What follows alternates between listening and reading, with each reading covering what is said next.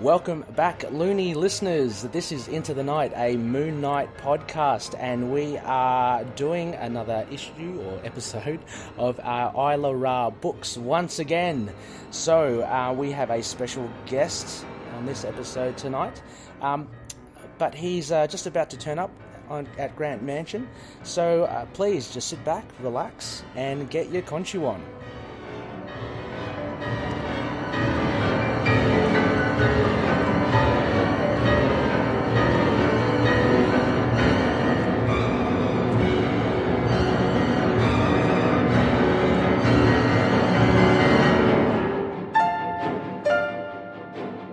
Hello, welcome back, Loony listeners. Yes, we are back here at Grant Mansion, and we are going to go through another special episode, another Isla Ra books, which kind of doubles as a spotlight from for Loonies of our group of Into the Night, as well as a showcase of Desert Island Comics, I guess, which is a really cool way to find out, potentially, books that you don't know, and that might open the door for you for fandom later on, but also to get to know, as I mentioned, more of our Loonies. And tonight, we are very honoured to have one of our, I'd say, long-time Loonies so far, Josh. Josh, how are you?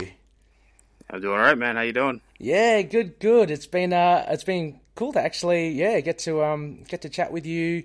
Just briefly before we started recording here, Josh is one of our quite active Loonies on our Into the Night Facebook group. You just have to look at Josh's stuff, and let alone a lot of the stuff posted up, but to know that there are a lot of dedicated Loonies out there, dedicated fans towards Moon Knight. Very excited, Josh, to look into your Isla Ra books this evening. But first of all, look, for those Loonies that don't know, Josh, if I can ask, tell us a bit about yourself, starting off from where do you hail from? I'm from Reading, Pennsylvania, which is about an hour northwest of Philadelphia. People might know my city from, it's actually on the original Monopoly board game. Oh. One of the railroads is called the Reading Railroad, and that was the railroad of my hometown. Oh, right. It's been defunct for like 30 years now, but that's like our biggest claim to fame. Cool. Oh, actually, you've actually flagged something for me there when you said Pennsylvania. Are you, by any chance, near, like, is Scranton near there? Scranton's about an hour and a half north of me. Okay. But it's not too far away. Have you been there as well? Or?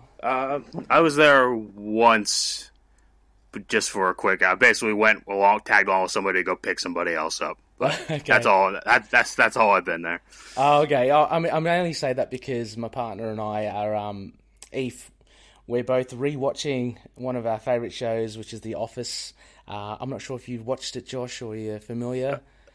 I've heard of it, and I've seen memes about it, but I've never watched it. Oh, you've never watched it? Oh, you have to do yourself a favour. It's really one of those ones, I don't know, it went for about 10 seasons, and I what's his name? Steve Carell?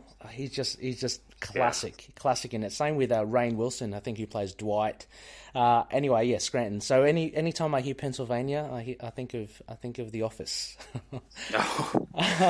But you also, Josh, you have a local comic book store near you as well?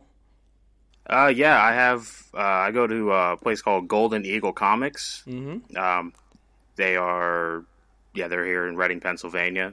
I was telling you before we start recording, they just opened up at a brand new place, so mm-hmm.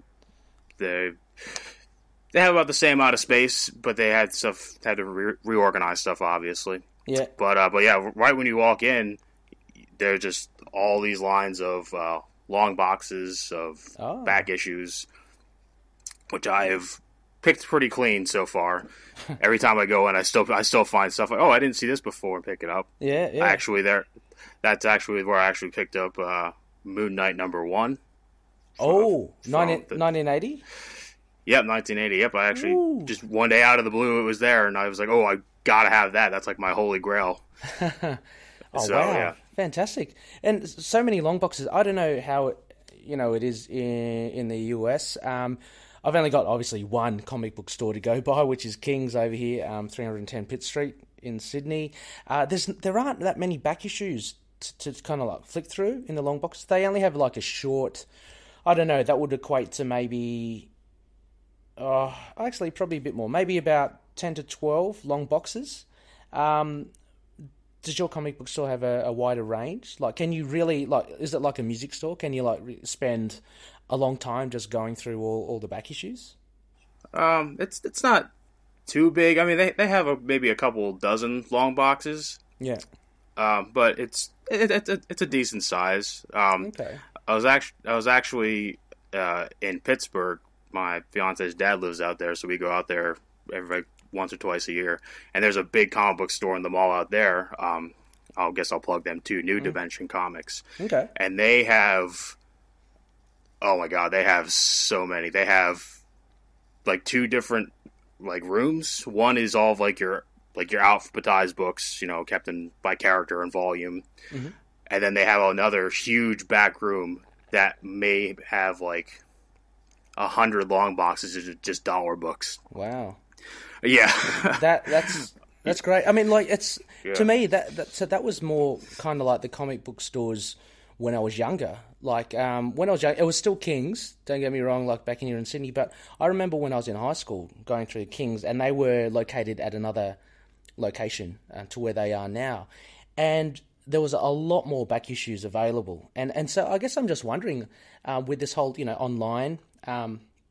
Basically the boom of online sales these days, whether that's kind of killed that off a little, in the same way that, like even music stores, with CDs and stuff, we've got now iTunes and it's all digital. Right. Yeah, I'm just wondering. It's interesting to see, like, I mean, you've just mentioned that other one in Pittsburgh. It seems fantastic. That would be like any comic fan's dream, right? And I could spend hours there. That would be fantastic. Yeah, I think it's partially because if you look at sales, because most of those are stuff from like anywhere from like the 70s to the 90s, when they used to sell like in the millions. So people would just dump them off or sell them or whatever. But now when you look at it, most of your books sell average 30,000 maybe. Yeah. Oh, and sorry. So they're not maybe making as much, so they're not being left over. They're kind of making whatever they need. They're not having extra ones that they can just throw into dollar bins then. Yeah. So I think that might have an impact on it too. That's a really good point, actually, because that did remind me of another podcast I was listening to, and they were talking about the X-Force sales back in the 90s. X-Force 1, Jim Lee's X-Men #1, and you're right. Yeah, they were literally selling millions of those, and that's staggering to think. As you say, rightly say, this day and age, it's about 30,000 average. I was listening to another podcast, a different podcast, and they were talking about what's his name? Sorry, the gentleman that's writing Iceman, and there's talk about Iceman coming back, his new series. And they were talking about the sales for the first Iceman and just kind of discussing whether it's justified to have a return to Iceman as a series with Sinner Grace, I think was a writer. And anyway, that was selling, I think at best towards the end, 9,000 issues. Like 9,000 compared to, enough as it is like 30,000 or 15,000, 9,000. So that was the lowest I've ever heard. But it's amazing to think back in the day, like literally, millions. Like that's not an exaggeration. So, great. Far out. Yeah. Yeah. I do have to laugh though when you mentioned about X-Force and X-Men. I do like how they, like books of those times, used to stamp like the first issue collector's item, like on the cover. Absolutely. And then they print like 10 million of them. Like, yes. Yeah. you instantly negated all value that comic will ever have. Oh, exactly. And not only that, and it's similar to like, I guess, variants these days. Say with X Oh, Force. they're insane with these variants. Oh my god. Yeah, exactly. And like, but in the 90s though, this was their gimmick. Like you'd have the X Force number ones, each polybagged, and each had a different card in there, so you had to collect it. So you were kind of compelled as a young collector to actually try and get all 5 of them if you wanted to complete the set. I guess the same could be said for variants as well these days. With luckily they're kind of going down a bit. They're not going too crazy with variants. Do you collect variants yourself? No, I don't. No, I just need the story between the covers. I don't really care about the different cover. How about for Moon Knight, say? Yeah, just the same. I kind of just the same. Yeah, exactly. They're all the same. Except for the cover. Yeah, I mean, look, that's true. I mean, I think Moon Knight's the only one that I really do get. I try to actively get the variants for all of them. But you're right. Even actually now, this is slightly off topic, but I'm now kind of making use of the digital copies. You know how you buy a hard copy and then you get the digital code? I just started doing that actually just a couple of days ago. Like, so you get the hard copy and then use the digital code? Yeah, just to have, if I'm out and about, like, oh, I need something to do, I can just pull it off my tablet and watch it. But I'm not really a fan of digital comics, but I just decided to try it. Oh, look, I'm like you. I won't say I'm a fan of digital comics, but I do use them a lot. And like you, I thought, what the hell? Look, I'm paying, and in Australia we pay about $8 for a comic, which is quite a lot. Oh wow! I know, yeah. Well, eight Aussie dollars. So yeah, but still. Oh right. Yeah, it's $8. So I'm thinking, if I might as well get bang from a buck, and I might as well have a copy on my iPad, as well. So yeah, starting to do that. It kind of took a little bit of a time to kind of get over the fact that I'm tearing off that little sticker, because some people can get really narky about that. But I did some research, and apparently it doesn't affect the comic book at all. Like if you do, if you are a collector and want to resell it, they make a note of it, but it doesn't degrade the comic at all. That's what I understand. It's not like back in the day when they had like the stamps in it, like the the Marvel stamps. You'd have, if you wanted to collect the stamp, you had to cut the whole thing out. Or even like when they had like they had like the subscription forms like on the back of a page that had like part of the story on it. So if you wanted to fill out a subscription, you had to cut out part of the story to send it in, which was really dumb. Well, I think at least I'm not sure. Do you collect Valiant comics? No, I'm mainly just Marvel and DC. Okay. Mostly Marvel, but okay, because Valiant do a lot of that stuff as well. And one of the High Priest, Rebecca, I believe she's done that where you have to cut out the coupons in the Valiant thing to get a exclusive issue.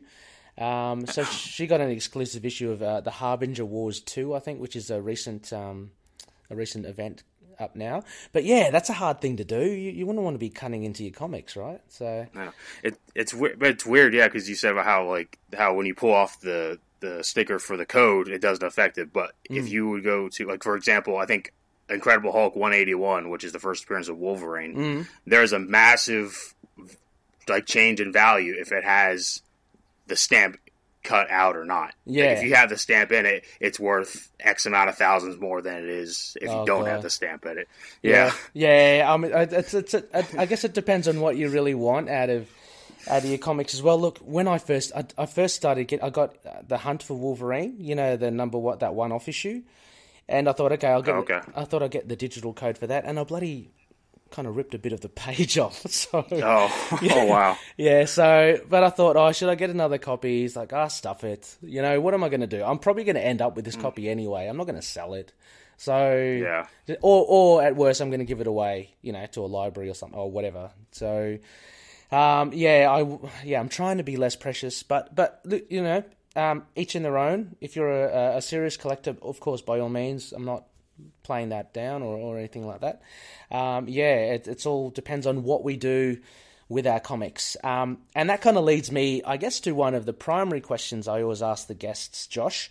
And that is, hang on, before we even get into this, Loonies, listening out there, you might be wondering, Josh is already in the Grant Mansion. Josh, you are in the Grant Mansion, aren't you? Look, you can see you can see the vast tapestries on the wall. You can see the legacy portraits, there of Mark Spector.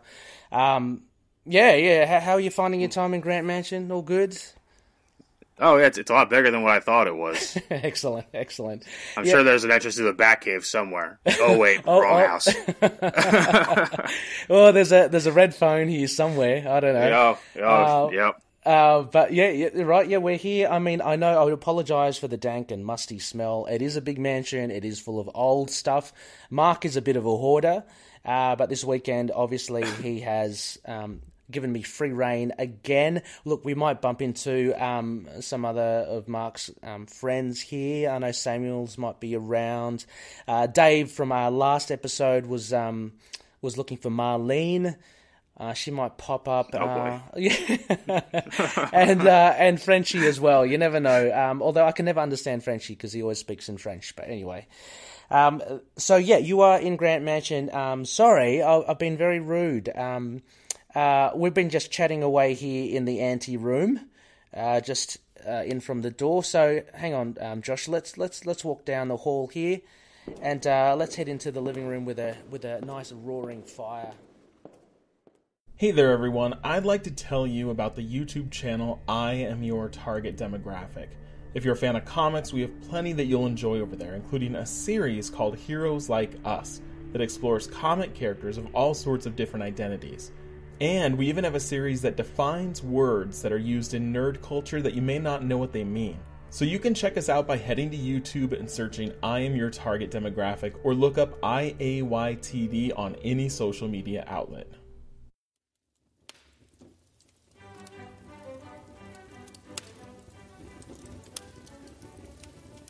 Oof, toasty.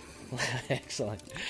Yes, nice and comfy here with our leather chairs, I think. Chesterfield, that's it. Chesterfield couches. Yep. The nice bearskin rug. Bearskin rug there, yep. Freshly hunted. Mark exchanges every week. He changes it every week. I think we've got bear this week. So, so Josh is here, and before we kicked off, I got just too excited, Loonies, just chatting here with Josh. Now, Josh, do you want a drink, by the way? Sorry. Yeah, sure. Okay. Let's see. Okay, hang on. Let me just ring the bell. Yep, hang on. We've just got to wait for... Hi, Samuels. Yes, hi, Samuels. Hi, yes, this is another guest. Yes, another guest for Isla Ra books. Yes, Josh, what would you like? Well, if we're at Moon Knight's mansion, I think the only thing we can drink is moonshine. Oh, yeah. Samuels, have you made a fresh batch of moonshine? Excellent. All right, okay, look, I'm up for one too. So make that 2 Samuels and, have a little tumbler for yourself if you want. Thank you. All right, cool. Well, while we wait for Samuels to come back with that, Josh, in front of this fire, let's get back to the questions I wanted to ask you. You spoke to me about your local comic book store. How did you get into comics? And can you pinpoint the first time that you actually, that switch flicked off in your head and you decided, yep, I'm going to collect comics? All right. Well, actually, it's kind of interesting because I had kind of like 2 phases, I guess. Mm-hmm. Before I even got into comic books, I actually was into comic strips, sort of. Have you ever heard of Calvin and Hobbes? Oh, you are, talking my language, good sir. Yes. So my dad had a bunch of the collections of it, and so I read those as a kid. So that was like my first foray into like any type of comic material. Yeah. And I read those when I was kind of younger, and then also, when I was a kid, there was this kids book series called Captain Underpants. You might he might be known now because he just had an animated movie come out last year. Is that is that Nickelodeon or? I think it was DreamWorks that did it. Okay, I think. But the premise of that is these 2 kids make comic books, and their superhero is called Captain Underpants. Okay. So in in the story, like, they would create comics of this character, their superhero called Captain Underpants, and then through hijinks and like they use like this hypnotic ring to turn their mean principal into Captain Underpants. So you have the superhero, and then his alter ego is their mean, miserable principal. Okay. But so I would read, so they would make the comics, so I would read the comics in there. So that was really my first techno, I guess, comic book, I guess. So that was the start of it, and then go ahead. Oh, I was about to say, did you dabble? You said, like, at this age, when you're getting into like comic strips, did you dabble with drawing or anything like that, or writing, or? I've always kind of been interested in writing, but I always have that thing where I start writing, I write a paragraph, and then I just have a mental block, and then I never come back to it. I'm sure I have like a couple of notebooks of stuff that I just dug around and found, and just stuff where I have like these massive ideas, and I start writing, and then I'm done because I can't think of anything else. I did just find and this will tie into my first actual comic books, but I did make my own Spider-Man comic. Awesome. I just found recently. Yeah. It's so shit. It's so bad. Is this written and drawn and produced and all by yourself? Yeah, it's like 5 or 6 pages, and it's nice. Spider-Man versus Claw, who is basically just Boba Fett with claws, pretty much. And it's real dumb. But I just found it the other day, or a couple weeks ago, and I was like, oh wow, I can't believe I forgot I actually did this. I had the next issue planned out called Spider-Man versus Beast. Yeah. I didn't know there was a character called Beast at that really? time in Marvel either. Okay. No. No. All right, you picked it. And so I assume Spider-Man would have been one of your early forays into superheroes? Oh yeah, so my first comic, well I guess it was right after like the Spider-Man movie came out, I guess on DVD. Mm-hmm. So I guess it must have been like 2003. I got it for my birthday. Yep. And I watched it, and I was like, wow, like, this is awesome. Like, Spider-Man is cool. Yeah. And also at the time, I guess Spider-Man was massive, too, after that movie. Yeah. If you remember. Yeah. It was everywhere. Were you aware of him before the movie? Like, I think I was. I think I had, like, a knowledge of, like, a lot of these characters, but I don't remember how. Yeah. Especially Marvel ones. I knew Batman and stuff. I know, like my first like superhero movie that I really saw was Batman and Robin. Oh, which I really? Know, oh, poor you. Which I know. See, here's the thing. Yeah. Like that's like, well, that movie was made for people in my age group because I would have been like 5 when I saw it. So like I have like such nostalgia for that movie. Yeah. I know everyone else hates it, but. Like that, that's like my guilty pleasure, I guess. Actually, that is a very good point, and that is very interesting because that movie, I mean, like a lot of people and a lot of, I guess people more my age look at it, and, I can't remember, we were like in our late teens and, already with that, and maybe even in our 20s. And so that movie was a write-off straight from the start. But you're absolutely right, for a younger audience, that might have been right up there, like right in your wheelhouse. So it'd be interesting, as you're saying, as a 5-year-old, like what your experience was of it.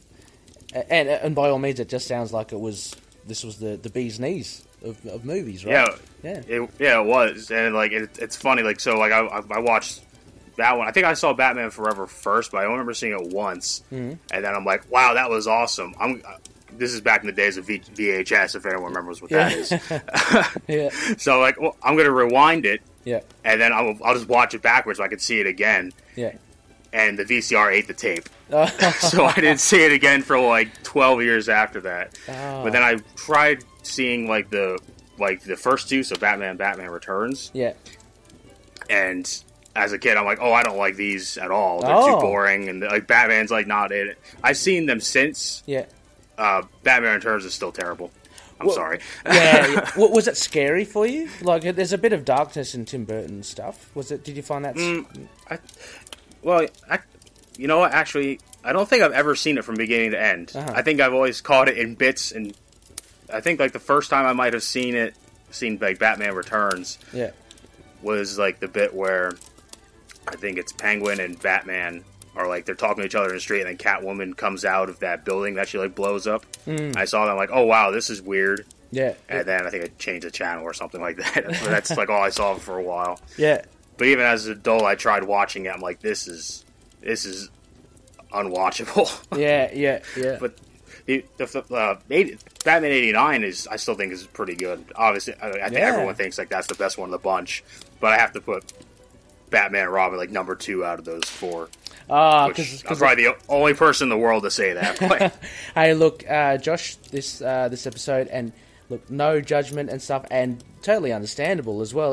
This is the beauty, and I hark about this time and time again as well, is that the beauty with comics is that everyone, or comics or comic book movies, everyone takes from it what they want, whether it's good or bad. I myself love the B list, like the B grade movies, like the C grade movies, I don't know if you've ever watched like Sharknado and Mega Shark and Giant Octopus. Oh no! Yeah, I love that because it's I'm not there to watch something written by Tolstoy or friggin' Dostoevsky. It's just a bit of fun. I can switch off. So everyone has different things, and other people might like the more highbrow stuff and enjoy that, and that's fantastic. Well, there's a time and place for that as well. But as you're saying, Batman and Robin, if that is one of your top 2 Batmans, then by all means, far out, all to you, sir. Well, at least of that bunch. I mean, all this newer stuff, it blows all that stuff out of the water. But yeah. Ooh, so what do you rate? How do you say the Nolan Batman trilogy? Are you a big Batman fan? Sorry, by any chance? Oh yeah. Batman is really the only like, DC hero that I'm really into. Okay. So I have more Batman comics than any other like DC one. I'm not really into Superman. I just prefer Marvel. I think DC has too many like godlike characters. They're too overpowered. Overpowered, right. Yeah. Well, I'm trying to get into Superman. Actually, one of the earlier Isla Ra's, Sons of the Dragon, Connor, he was. I've been talking to him and been very interested in getting into Superman because I think he fills a void that my comic collecting has recently lacked, and that is a really highly powered super being. But yeah, Connor was telling me the other day, the Spectre. From DC, are you familiar with the Spectre? The only thing I've read of him is if you've ever read what's his name? Oh, Kevin Smith's Green Arrow run. Okay. Which I'm also into. Green Arrow is the other one I'm fond of for DC also because of the Arrow TV show. Okay. Anyway, so the Spectre is in. I guess this is when Hal Jordan became the Spectre. Mm-hmm. Like he was in there because it's been a while since I read this story, but basically Oliver Queen and he's talking to the Spectre, who's Hal Jordan, because they had that team up back in the 70s with I think I vaguely remember Green Arrow. Yeah, I think and they were catching up then. Yeah, sorry, go ahead. Sorry, yeah. I think I vaguely remember something like that as well. I don't read much DC at all, but I think I did remember when the Spectre kind of mingled in with those characters. I don't know how I stumbled onto it, but what I was going to say about the Spectre was that he's unbelievably overpowered. Like from what Connor was telling me, like he's almost like a god. Like he can manipulate time, space. He can. I don't know, he can do all this sort of stuff. Anyway. But yeah, when you say DC is overpowered, that's how I kind of see some of it as well. Yeah. Oh, thank you, Samuels. Thank you. Yes, just put the moonshine down there. Yes. There's your glass, Josh. All right. Thanks, Alfred. Oops. He's going to hate me. I'm going to do this to him constantly. He always grumbles, don't worry. Just as long as he doesn't bring out the shotgun like he did on Taskmaster, I think we'll be all right. Thank you, Alfred. Oh, yeah.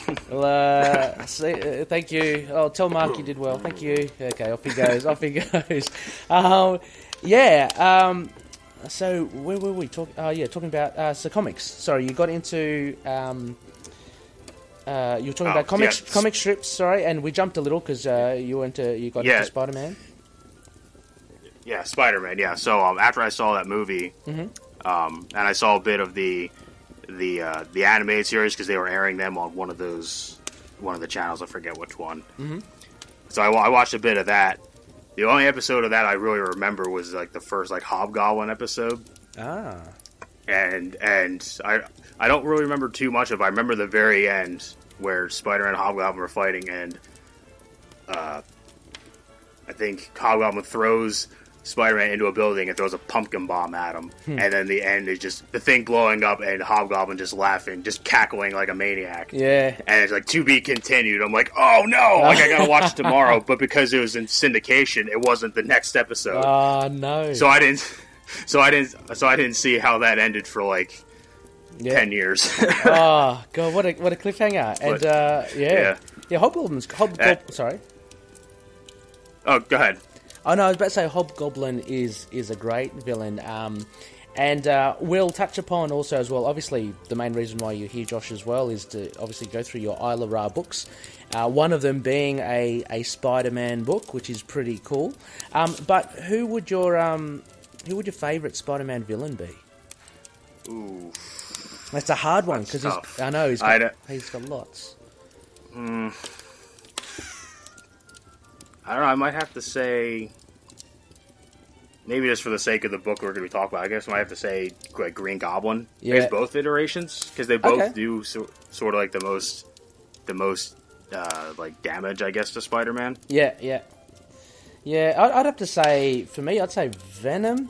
I reckon he came on the scene. I remember with Todd McFarlane, and he just blew me away. I loved his whole, I don't know, those things about bad guys and they're having a sense of honor. You know how he won't kill innocents or women and children, but he's like a savage, sadistic psychopath. And the symbiotes are fantastic, I think. He'd probably be my favourite. But yeah, Green Goblin is really good. Were you happy with his iteration in the movies, or? In Spider-Man 1, yeah, I think even to this, like right now, I still think he's really good. And also like Harry Osborn, because he goes, I guess, technically like the new Goblin. Yeah. In Spider-Man 3, but I still think he did a pretty good job, and I thought he was pretty decent. And even I know people give was it like Sam Raimi shit for, you gave him the worst, like the whole amnesia thing. Oh yeah. But I don't think people realize like that happens to all the Goblin characters in Marvel Comics. Yeah. They all get amnesia. So it's not like, maybe it doesn't work well in a movie setting, but that's taken right from the source material. And that's something I think... Yeah, that's something that we appreciate as comic book fans. When there are these nods to the comic book, versions of the characters as well. Did you see... There was something on YouTube a while ago. Did you see the mask of the Green Goblin that they were going to use before? Oh, it was like an animatronic. Yeah, did you sort of thing? Did you see that? Would have been. I think I saw a still of it. Yeah. Oh, you saw a still. You didn't see it moving. Oh, it is. Really good. I reckon if they use that, I mean, look, I don't mind the version by Willem Dafoe as well. But if they use that mask, because that was full on scary, I thought that would have been really good. But it's also weird. It's also weird that that footage came out, but then when they did the Green Goblin again in Amazing Spider-Man 2, you thought like they would have maybe tried something like that instead of making it like a disease or whatever. That was weird. I'm just trying to think of in oh, you're talking about Amazing Spider-Man 2. Yeah, sorry, not Spider-Man 2. Yeah, I was a little disappointed with that version. I did like the actor. I thought he would have he was good. Yeah. But there a lot of problems I thought with Amazing, like that. I didn't mind Garfield, but I just thought the writing for Amazing Spider-Man 2 was pretty. I mean, for the caliber of stars that you got there, I thought they could have done a lot more. And what are your thoughts of Homecoming, like the latest iteration? Oh, really good. I really enjoyed it. Yeah. And Tom Holland as Spider-Man, is he good? He's good. I mean, Tobey Maguire's my Spider-Man because that was the Spider-Man that I had when I was a kid. Yeah. But I like Tom Holland. I think he fits that universe well. Yeah, I think he's done a really good job. He's got a convincing American accent, I guess. I don't know. You're an American. Does it sound convincing or? Oh yeah, I didn't know he was British at first, and then when they did like that behind the scenes of Infinity War, I heard him talk. I'm like, oh wow. But I didn't know that Andrew Garfield was British either. Yeah, right. And then I heard him talk. Yeah, it's weird. They can do good American accents. Oh, they got good. Well, we were talking. I think I can't remember who we were talking about. Benedict Cumberbatch, I think, has a bit of a dodgy one, doesn't he? Doctor Strange. Yeah, I think it's fine because he sounds a lot like, if you listen, have you ever watched House? Yeah. Or heard of House? Him and what the hell is the guy's name? Oh, Hugh Laurie. Hugh Laurie, yeah. Yeah, like they sound completely similar, and I think so. I think it works all right. Okay, well, because Hugh Laurie's English as well, so yeah. So they must have got the same accent coach or something. Could be, yeah. Yeah. Okay, well, so you do know, you got into Spider-Man, Batman, all that stuff. I guess wanting to edge towards, what kind of got you into Moon Knight, of all things? That actually ties into like my first guy. We've been going on a lot of tangents. Yeah, that's all right. So like the first, it goes to like the first comics I ever bought. So after I saw the Spider-Man movie, I went to the comic shop the one I still go to, but this is at their old location. So I went in basically knowing nothing about comics. Really, I was like, "Oh, I want to read Spider-Man." So I just went through and I just picked out 3 covers, ones that had like the coolest covers. Yeah, right. So I picked up. First one I picked up was Marvel Tales number 256, which is I didn't know it was a reprint series at the time, but it was Spider-Man and Ghost Rider teaming up. Oh yeah. And I'll pick up Spider-Man number 24, like the adjectiveless Spider-Man, which has Hobgoblin on it, and Doppelganger, who I knew from the Maximum Carnage NES Super Nintendo game. Is that the multi-legged person? Yeah. It's a tie into the Infinity War. Crossover. Yeah. Which I didn't even know what the heck that was up until a couple years ago. I didn't know what that was. Yeah. And then the third comic I picked up was Amazing Spider-Man number 356, which is part 4 of the Round Robin crossover. Woohoo! Yes, awesome. Yeah, I picked it up. Actually, I have it right here. Yeah. I picked it up because I always like the guys, because if you know the cover, it's Spider-Man, Night Thrasher, Moon Knight standing on top of a building. Yeah. And I always like the guys who have like the cool masks on. Like I always like in Star Wars, I like the bad guys more because they look cool. Like Boba Fett, Stormtroopers, Darth, they look cool because of the masks. Yeah. I like Night Thrashers is sort of like Boba Fett, and I like the Moon Knight mask. Yep. So I was like, oh, I gotta get this one. Yeah, it was part 4 of 6. Yep. Just jump right in the middle of it. I know, that's a bit of a strange one to jump into, but did you later get the other ones, obviously? Or? Yeah, well, because it opens up with Spider-Man, Moon Knight, Night Thrasher on the Mooncopter, and Punisher just laying unconscious, like, well, those guys really kicked our asses before. I'm like, well, what happened? I gotta go back and get it. So I end up going back and getting the rest of them. Awesome, yeah, for sure. How good is Mark Bagley's art back then? I don't know, I just really love it. It's so clean. And it's so... Oh, it's awesome. It is, isn't it? And it's a really good... We're going to have to... We've got some other Loonies knocking on the door, like Rick Ball, wanting to do a review of this round robin, and I think we have to, because it is such a fun tale. And Moon Knight, is well part into it. Actually, his mythology is well integrated, because there's a fair bit on Midnight. Jeff... Jeff Wild. Jeff Wild. Yeah, so that's pretty good as well, and then that kind of feeds off into later Moon Knight iterations, like the Houston run, right? Which we see. So, okay, so Round Robin was your introduction into Moon Knight, and did you end up? What was the next like? Did you end up going for Mark Spector Moon Knight first, or did you? Yeah, that was at that point I kind of just grabbed whatever I could, because I was still kind of new into the whole collecting, so I kind of just went through. And actually, this was because this was like 2003. I didn't really get into full on collecting until probably about 2013, really. So it was about 10 years in between. I didn't really. I think I just read the ones I had over and over again. And plus, I didn't have the internet, so I couldn't look more into this stuff. Yeah. I think the only other comics I got between then and like 2013 was like one of like those random packs of like 20 comics for $5 at like a discount store. Yeah. Which I is actually kind of funny. I'll just touch on this real quick. So that pack actually had my my first Batman comic and my first Superman comic in there.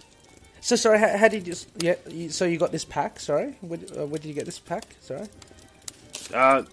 This is maybe about like a year or so later, like maybe like 2004 or 5. And they just had a random back issues package in it. Okay. And so my first Superman comic was Action Comics number 687, which is the start of the reign of the Superman story, like right after Superman died. Yeah. So I go and open this thing up, and people were like, "Oh, it sucks, Superman's dead. Hey, here's this other guy in a Superman costume with a weird visor and everything." And I'm like, "What is going on?" You've been shortchanged. Yeah, I know. Yeah. And then my Batman one was number 498, which the cover has Bane ripping apart the Batsuit because this is part of the Nightfall storyline. Okay. And it opens up. My first Batman panel is Bruce Wayne with his back broken, laying on a stretcher. Yeah. And then at the end, he just like, Bane took everything from me. Blah blah. He's just complaining the whole time, and then John Paul Valley takes up at the end. So like, John Paul Valley was technically my first Batman, which is weird. But you know that's a strange, and I think the good thing about comics, obviously, they've been around. Comics have been around for so long, right? And there's only so much you can do with a certain character. So you always get it, and you see it with Marvel a lot. You always, your all-new Wolverine, your Jane Foster Thor, your Amadeus Cho Hulk, and then you get the comic fans that are going, I really do love the old-fashioned one. When are we going to get the real or the old school character? But you see it in comics all the time, where writers will, pull and stretch the characters beyond. So it doesn't surprise me, I guess what I'm saying is that you jumped in with these random packs and you got an issue where Superman isn't Superman or Batman isn't Batman, because it seems to be a constantly churning kind of thing, if you know what I mean. Yeah, they've been doing it for years, but lately people just gotten real pissy about it. I mean, I guess they were, but I wasn't around back then, so I don't know. No, but I mean, I think it's there are valid points on both sides as well. People do like their old school stuff, but there's also always room for actually refreshing stuff as well. But I don't know. It's just an observation, I guess. I find that they do chop and change, and I'll say it again as well with Moon Knight. I think it's really good. It's really fresh because he seems to change every volume, but there happens to be a thread a little still with him. Having said that, though, it's not like he's actually changed character completely. We haven't seen that yet, really, apart from the Ultimate Universe. So I think it's ripe for the taking for Moon Knight to be, maybe rebooted or so. What would your thoughts be on I don't know, a different person taking up the mantle, like what was his name? Azrael taking on the mantle of Batman. How would you see someone taking on the mantle of Moon Knight? Say Frenchie. I'm not sure really, to be honest. I don't think it's really. I don't think that would really work. No? I think Moon Knight's strength is his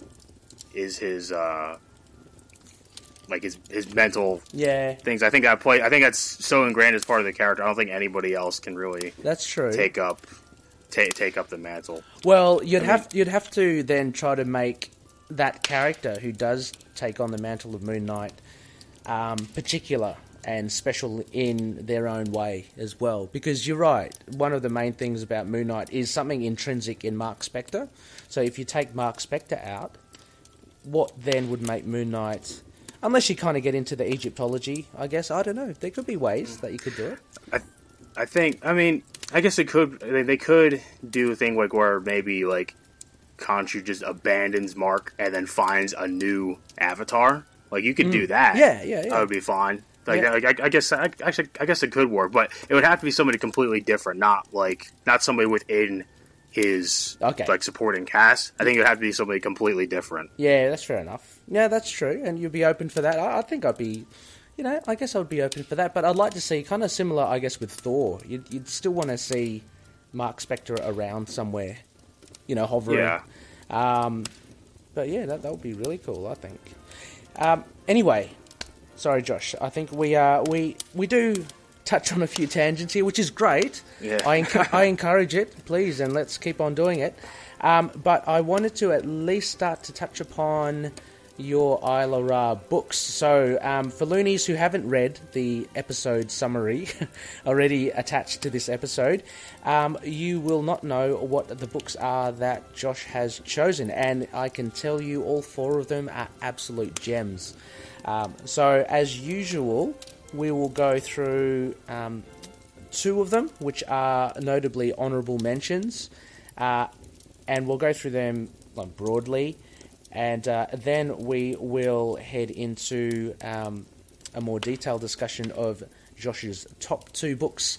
So these 4 books, Josh, you can assure me, if you were stranded on the Isla Ra and you had the Sun King bearing down on you, no food, no water, but you had these 4 books, these books would do it for you, yeah? Yeah, I would say so. Actually, you've actually chosen wisely, because your 2 honourable mentions, they happen to be 2, how shall we say, milestone issues. So yeah, I believe they're a bit larger than usual, right? Yeah, they're both double sized. Yeah. So you found a loophole here, Josh. Yeah. Well done. So Loonies, what Josh has chosen, I'm just pulling it up now. What Josh has chosen is first the Invincible Iron Man, issue 200, and also the Spectacular Spider-Man. Oh, hang on. Whoops, I don't have that here. I'm sure it's here somewhere. 200 as well, isn't it? Yep, both 200. Excellent. Righty. Well, Let's kick off with the Iron Man then. So this is one of your favourite. This is your top 4. This is in your top 4, Josh.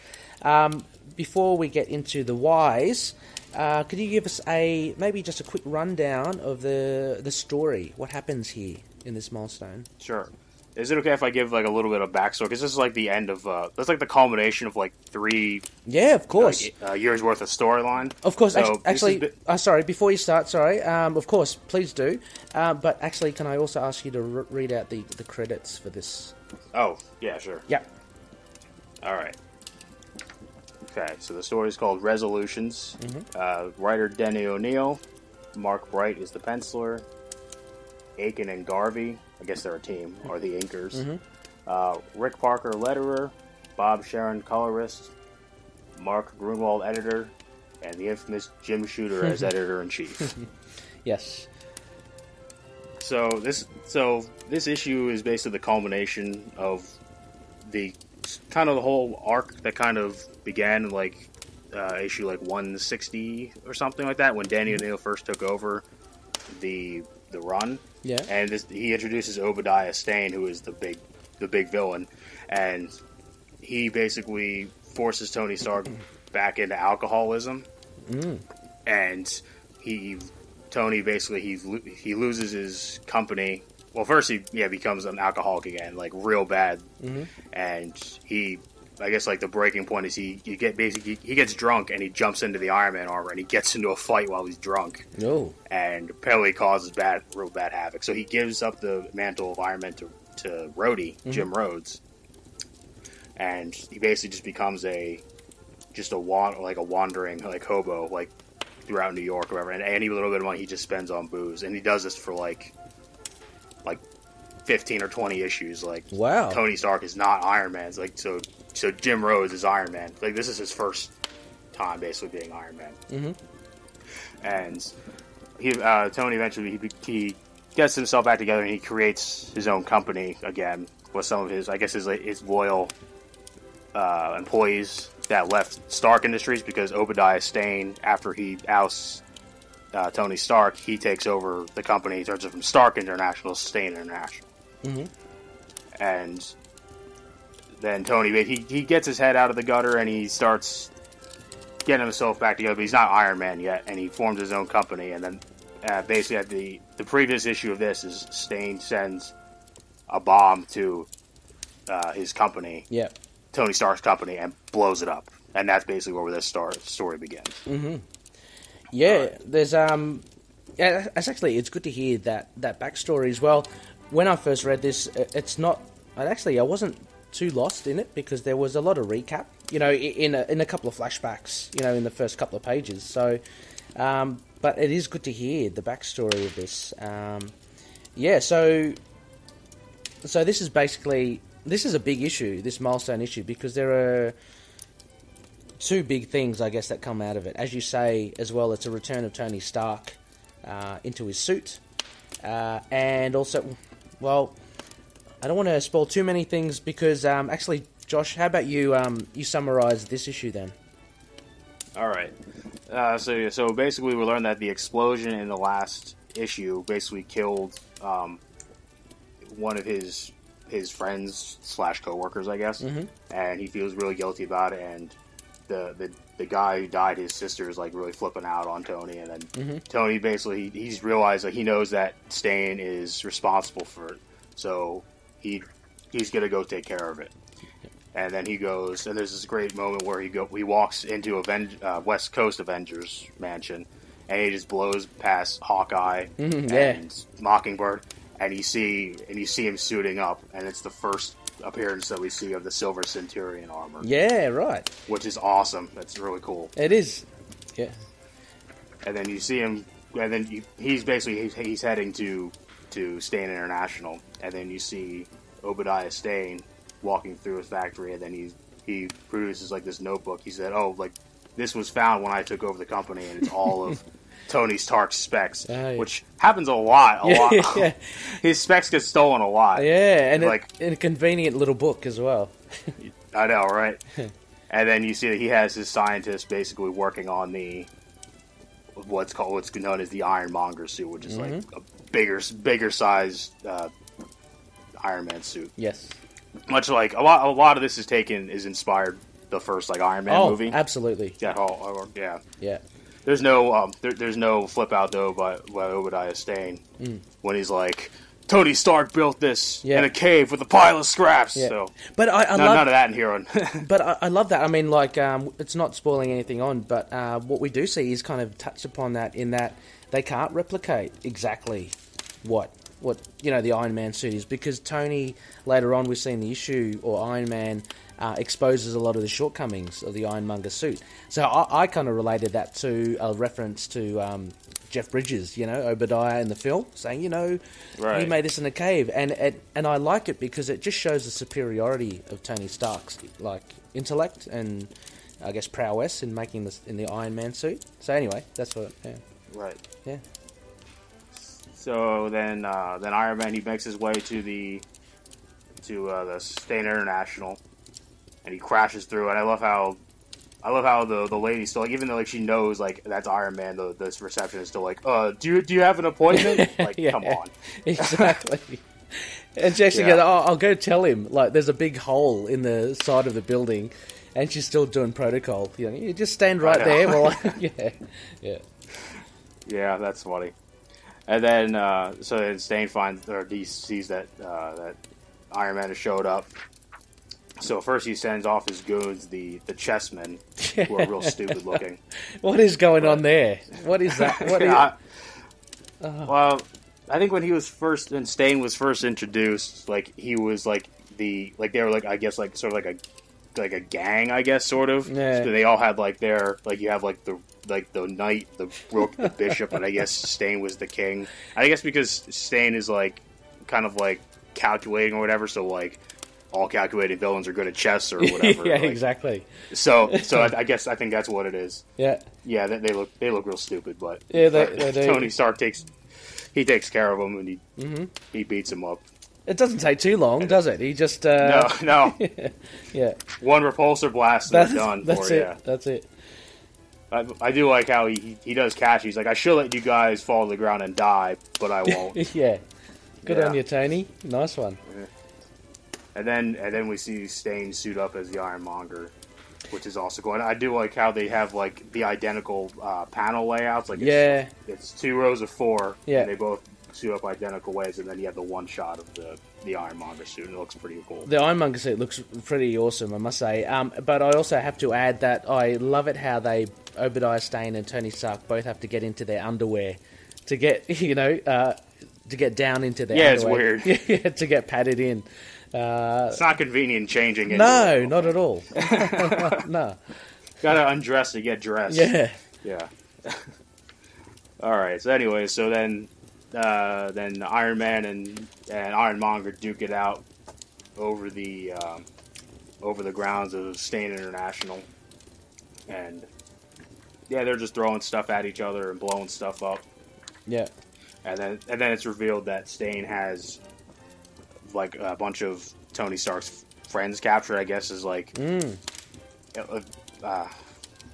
guess this is part of his ploy. Like, if he comes, like this is like my backup plan. His insurance. And he has like, basically, he has like Happy Hogan and Pepper Potts. Yeah. And and the movies might throw people off this, but right now, like in these comics, like Pepper Potts and Happy Hogan are actually married, which is kind of weird. Are they? From watching the movies, they're actually married. Because like the previous couple issues, aside from the Iron Man plot, Stane sends his goons to go capture all of them, and that's why they're here. Yeah. And Stane like basically he gets Tony trapped in this situation where it's like he can either, if he moves, they're gonna die right away, but if he doesn't, he just has to stay there and they're just gonna starve to death. Starve to death, which is there could be a lot quicker ways to get rid of your enemy, but that's like a 2-month like waiting process. Yeah.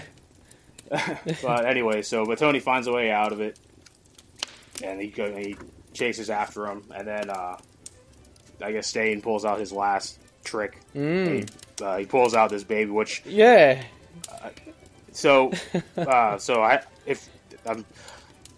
what this baby is basically is, I guess it's like, so during like the whole time where Tony was basically wandering like the streets, there was an issue where he's like full out drunk, and he's just collapsed on the side of the street, and there's this other homeless lady who was pregnant. Oh, okay. And basically about to give birth, and he basically helps deliver the baby just on like this stoop in like 2 feet of snow, and they just huddle there, and they're covered in snow. And the police eventually find them. Yeah, and so I guess so that's this baby. That would make a lot more sense now, because from someone reading this as a one-off, and to see Ironmonger just pull a baby out of thin air, or somehow get a baby from somewhere and just go, look, okay, you beat me all this other stuff. I've got this baby now. I'm just going to squash this baby. That's a bit weird. Yeah, when I went to reread to prepare for this, I'm like, where the hell did this thing come from? And then luckily I had just bought that issue that had that happen, and then I went back and I found it. And I was like, oh, that makes a lot more sense. Let me make sure I bring it up now, because I'm sure you might be a little lost just seeing, he just pulled his baby just out of his ass, So, but anyway, so that's the deal with that baby. And so Tony does what he can to rescue it, and then he ends up defeating Stane and messing up his armor. Yeah. And then they have this final confrontation. And Stane basically he knows he's defeated, but he's not going to let himself be captured by the police. Yeah. And so he puts the repulsor to his head and he blows his own head off. Yeah. Which is it's a parallel to I think like the 2 issues previous, they actually show Stane's origin, and that's actually how his father died. Okay. He's like, oh, I'm the luckiest guy in the world because I won like some poker match or something like that. And I got like $400. Yeah. Like, luck is really coming our way, and I guess he's just he's just in a weird state, and he basically has a revolver with one shot in it. I guess just out of like celebration, he puts it to his head and he pulls the trigger and he kills himself right in front of a young Stane. Yeah. So I guess there's parallels with that. Because I tell you, Josh, this took a turn towards the end here. Look, and not knowing that backstory of the dad. Look, it kind of summed it up a little in that panel with him, reminiscing, and I just assumed his dad committed suicide. That was my thing. But yeah, it really took a turn here when he kind of killed himself. And so, as I mentioned earlier on, two big things happen here. Obviously, Stark returning to the armor and the new armor, and also, I guess, the what happens to the fate of Obadiah Stane. So a really good read here, Josh. I really did enjoy this. And it's a good one to pick because, I didn't feel totally lost, but obviously when you're explaining now kind of the backstories, it kind of puts everything more into place. So with this issue, Josh, why was this one of your... I mean that, I'm asking that in a good way. Like, Yes. Yeah. I think it's because, like, I guess I'm going in the mentality of is, okay, I'm stuck in a desert island, or deserted island. What do I want to read to remind me of what I had back when I was not here? And, like, this issue, I think, is, like who's the biggest hero in the world right now? Mm-hmm. Most people will probably say Iron Man because of the MCU movies. Yeah. And I think this issue kind of captivates, like, this. I think it's, like, one of, like, his best stories. And plus... with, like, my knowledge of what happened before it, like, this is a great culmination of Tony Stark rising back from basically the depths of hell where he was at in his life. So I think that's why I like it. Yeah, I mean, it definitely had a good pacing towards it. It was a good read. I thought it was well written. The art was good. There's actually one in particular page. There's one of when Obadiah is kind of screaming, like it fills half the page, and actually the artwork there, for me, reminded me a little bit of early Sienkiewicz, just with a portraiture of Obadiah's space. So that was good. Oh, yeah. Yeah, where is it? I'm having a look. It's the one where he's kind of almost shouting, "No!" I'm having a look. Oh, yeah. Yep, yeah, I see it here. Yeah. And just, I don't know, the ink work and the look of maybe a bit of Dale McKeon's art of 90s Hulk. I don't know, just the mouth, the eyes, the face is really good. But very expressive, and it was an enjoyable read. You got a sense of, his supporting cast as well. You got Rhodey, you got Happy Hogan, Pepper Potts, kind of as hostages, but... and even you have the dodgy villains with the bishops and the knights. They got a bit of campiness. Those classic villains. I can't wait to see them in Iron Man 4. memorable villains. Timeless. So that was really good. And as I mentioned in our last Isla Ra books, look, these are your Isla Ra books, Josh. So there's no point in me marking or rating them.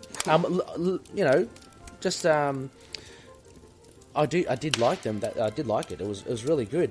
But what would you rate this, Crescent Dart wise? I think I would give it a 4. A 4? Yep. Yeah, I would give it a 4. Yeah. Yeah, it was a good. I think, like I said, I think because of all the reasons I mentioned before, I think it's not just the quality, but everything that leads up to it. Like, in that how it's the culmination of this. Yeah. Of like 3 years of storytelling. I think like that really. And it's a good, like, finale for that whole arc. Yeah. And I think that pushes it up for me. Yeah, and it's got a lot of history, as you're saying, a lot of the backstory, a lot of leading up to it. But what I think also, what I take away from it, is that it is a really nice complementary book to, say, your MCU Iron Man films. Like, if you want to see touches of Obadiah Stane that you see on screen... they're not exactly the same, but it is, I don't know, it's funky to see the Ironmonger and Obadiah Stane in the comics and him taking on Iron Man. So, really good read there, Josh. I think it's good. It's good. I think both this one and the Spider-Man we're going to talk about, I think those are both good for maybe giving to somebody who hasn't read anything and they're like, oh, what's a good one? It's like, well, you see in the movies, right? Read these. Yep. And they'll fit right in. I totally agree. I totally agree. Like with the Iron Man, it'd be great. It's a good primer. It's a good primer to and it touches upon Tony Stark's alcoholism, which is a big part of his character. You know, you can't, and it was kind of nodded to in the MCU in the first Iron Man film with him. You know, right, picking out those drinks after the test of the Jericho missile. Yeah. And the second one too, at his party where he's drunk. And he's, of course, yes. And he's blowing stuff up and everything. Yeah. So very intrinsic to Tony Stark. So a very good issue to check out, and a milestone one as well, a giant size one.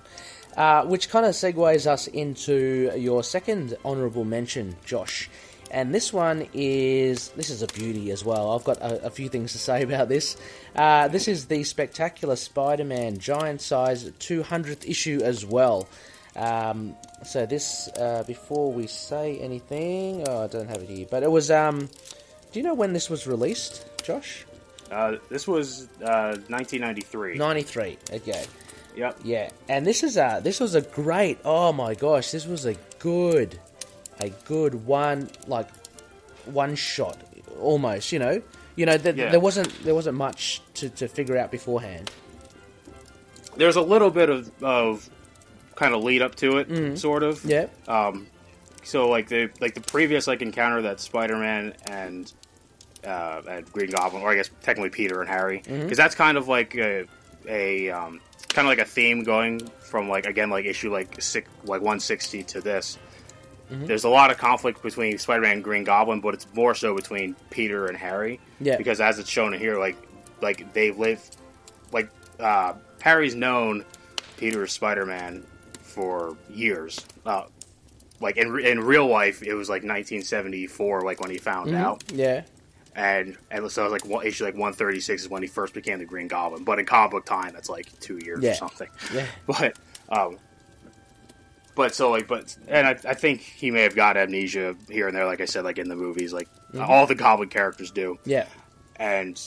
But I guess at this point he still knows, and so they're living in the same apartment building, so they see each other on a daily basis, and just here and there throughout issues, the Green Goblin will just show up to Peter Parker and just laugh at him and say shit at him and then fly away. He just constantly toying with him. Yeah. And even he does it in this issue too. I think there's even a part where he's Spider-Man's I can't do anything about this because he could squeal about my identity or whatever. He can hurt people, and there's nothing I can really do about it. And that's been going on for years. It was really good because one, it plays upon that thing of the importance of Spider-Man's secret identity and that vulnerability that comes with it when one of your mortal enemies knows that secret and he's holding it close to his chest, and he's taunting him. And again, interesting to hear what you say, Josh, about it, because in the lead up about him taunting Spider-Man, for issues beforehand, because this giant-sized issue, I did get the sense as well, the way it was written, I think it was done really well by J.M. DeMatteis, really well about how he constantly taunts him, and how it's just kind of grating away at Spider-Man. So the Green Goblin, basically, he doesn't do anything illegal or anything, He even mentions in one of the issues, there's no crime with wearing colourful long johns, I'm just hovering. Oh, yeah. I'm just hovering about, but he's taunting Spider-Man, he's pissing Peter Parker off, And so there are all these mind games that he plays with him, and I thought this was a really cool... And what I was about to say about this issue is that, again, this was around... The purple patch of when I was collecting comics in the 90s. I remember I think I might even have this issue somewhere in my folks' place. But this was Sal Buscema. I remember the art so well. He had a long run in the Spectacular Spider-Man. And I didn't realise it was DeMatteis who was writing this, now in hindsight. But yeah, this was so cool because... It's very typical Spider-Man in where that it's not all about the superhero and the fights. It's really a lot to do with the relationships, and this is more. This is seen more than ever with his best friend, his relationship with Harry, with their relationship with Gwen Stacy, and with their relationship with Mary Jane as well. So it was a really cool issue here, Josh. I really did enjoy it. And could you kick us off with maybe the credits for this? All right, so Best of Enemies, written by J.M. DeMatteis, artist Sal Buscema, letterer Joe Rosen, colorist Bob Sharon, editor Rob Tokar, group editor Danny Fingeroth, and editor-in-chief Tom DeFalco. Yeah, and actually a very kind of stunning first instance with the Green Goblin kind of kidnapping Mary Jane, but all that is kind of like a ploy, right? That kind of sets him up. Well, his intent, actually. He wanted to just kind of show his intent to Mary Jane, didn't he? Yeah. He's not playing. He actually wants to have a conversation with her. I guess if you want me to, I can just go through the story. Yeah. Please. Okay. All right. Yeah. So it opens up, which I do think it's a great opening shot where you just see the silhouette of him just slowly coming up. Yeah. And then he just screams Mary Jane, and he comes and snatches her up, and she's out walking because at the end of the last issue, I guess her and Peter got into a fight. I guess about Harry, because like I said, because he's been tormenting them constantly, and it's affecting their marriage. So she leaves to go for a walk, and that's when he snatches her up. And he goes and he takes her to and then Peter finds out. He realizes his mistake in letting her leave, and he knows that Harry's got her. Yeah. And then we see that that Harry is taking Mary Jane to the whichever bridge it is. I forget which one. The one that Gwen Stacy died at. Yeah. Is that Brooklyn Bridge? Which is I think sometimes it's like the Brooklyn Bridge, other times it's the George Washington Bridge. Okay. I think it just, I don't even think they knew it back in like that original issue, because I guess the structure of it conflicts with what they call it. Oh, okay. Then that big ass bridge he takes her to, basically, and which, well, they even say like, oh yeah, this is where Gwen Stacy died, and I can imagine reading this back then, being like, oh, they're gonna kill off Mary Jane. Even though I only read this for the first time a couple years ago, and obviously that's not true, but I still thought that, like, that's crazy. Like, you think, especially this is like an anniversary issue, they're gonna do something big. Of course, they're gonna kill off Mary Jane. Yeah. Especially at this time, they were really trying to do that because they really regretted having to get married.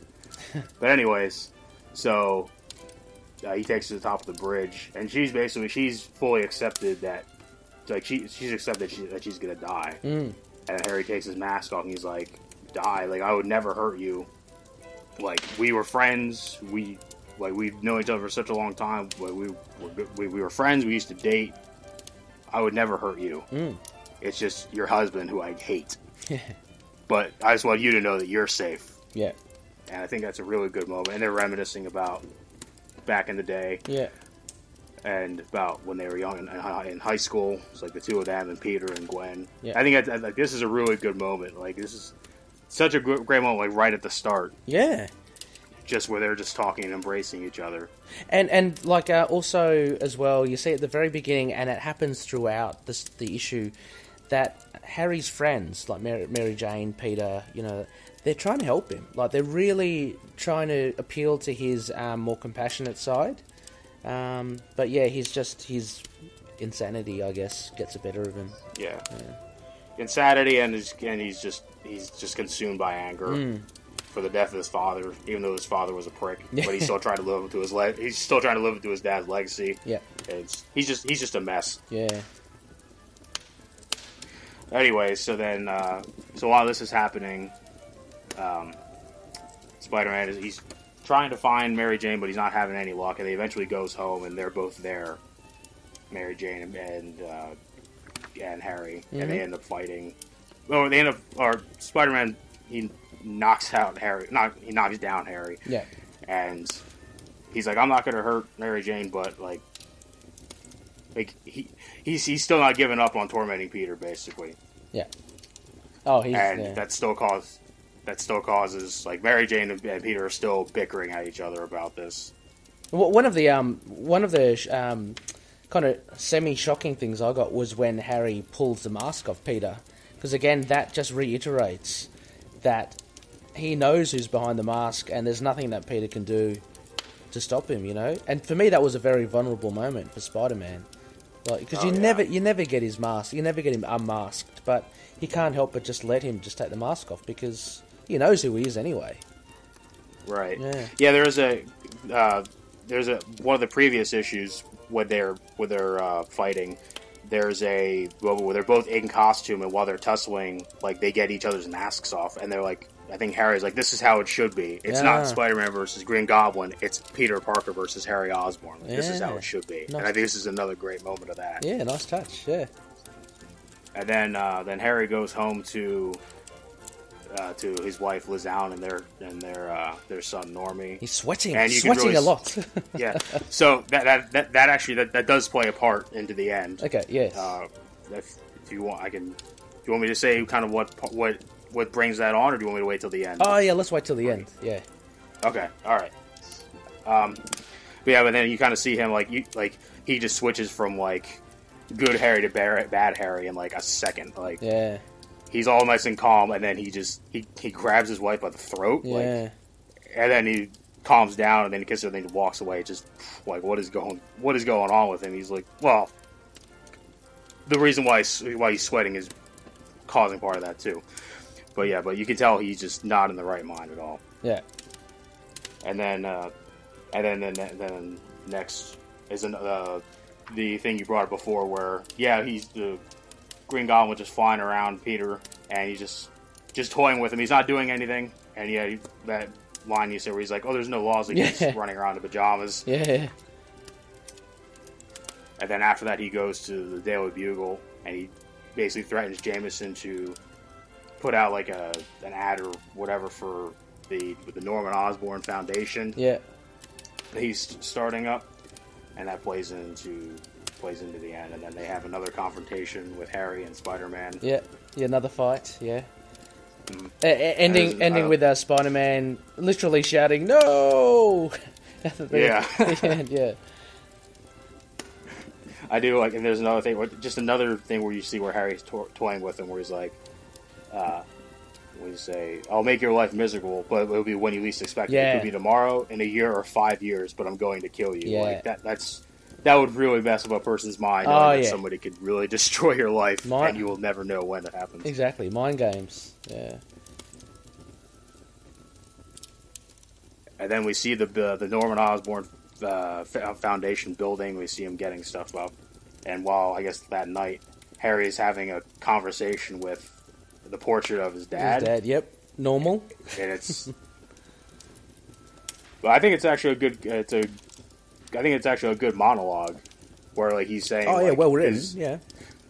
Because I guess Norman was never really satisfied with how Harry was, and now he's finally basically telling everything that he's done. I think that like his dad would finally be proud of him, because he's doing what his father would have done to Spider-Man.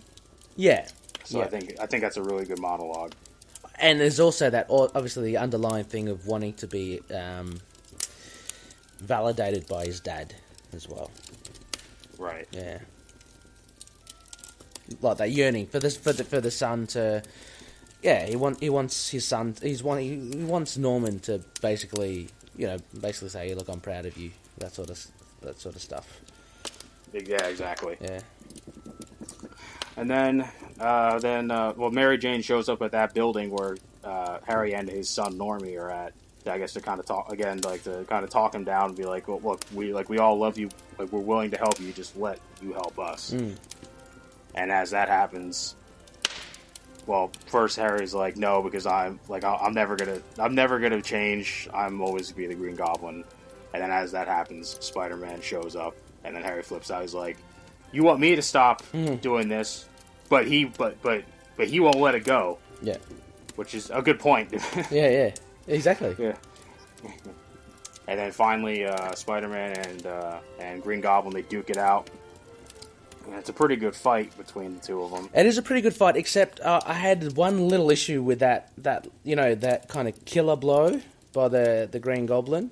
If you know the spike from the glove.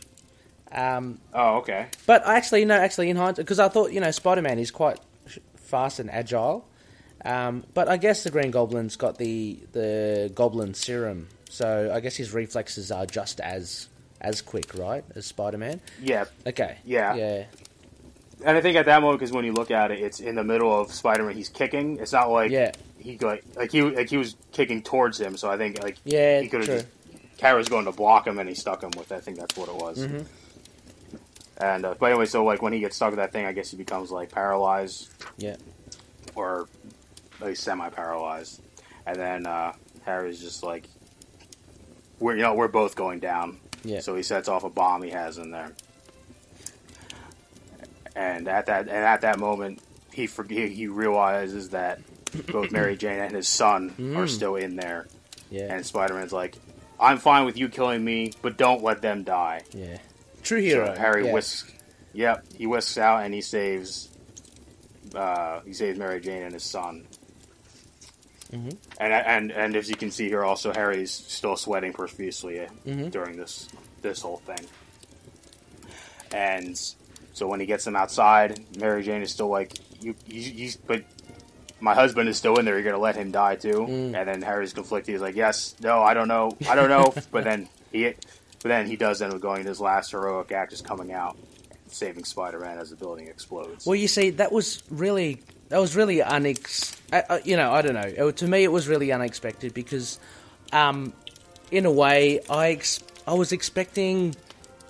I don't know, maybe that's just me. I was expecting Spider-Man to be in that building and Harry to go, stuff it, and the building explodes. Obviously, Spider-Man not dead, but him. I thought that would have set up for the next issue about him under the rubble or something. But actually, I didn't expect. Oh, right. Yeah, I didn't expect Harry to go in there and get him. I don't know. I mean, you could flip it and say, look, it is a tropey thing. Like, he does redeem himself by saving Spider-Man. But I literally did not think that. I think it's cool because it's like it's showing that like even despite all the shit that goes on between them, they're still friends, and he would still do kind of anything for each other. Well, yeah, exactly, and that's such a good thing because it's just like friends in life in general.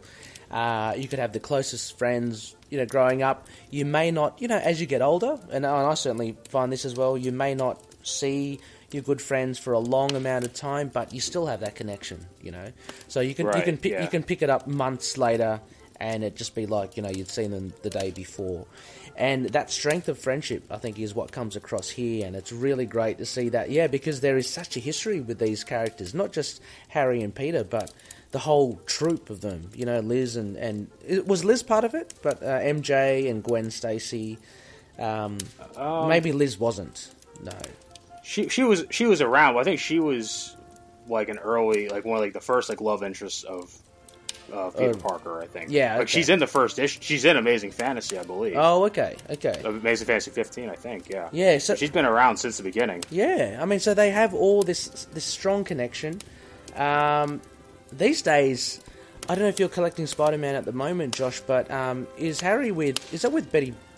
Is it with Liz or who's he with at the moment? I only really just picked up the recent issues because of Amazing Spider-Man number 800. Yeah. I just picked that up. Okay. They're not together, I don't think. Okay. They have, I guess they're divorced because he's going by the last name of Lyman. Yes, that's right. He wants to forget his whole, like the whole Osborn legacy, yeah. Yeah. Yeah, no, interesting. Yeah, so these are legacy characters. Like, as you're saying, Liz and MJ. There's such a history to them. So yeah, it is satisfying to actually see that all that kind of counts for something. Even though they're having such arguments. Basically, they're just like little tiffs, aren't they? So having a bit of a spat. But yeah, like you see, there's images here of. So when Harry gets put in the ambulance, Spider-Man is on his knees, his head's bowed, he's obviously caring for Harry, and Harry obviously had saved his life as well.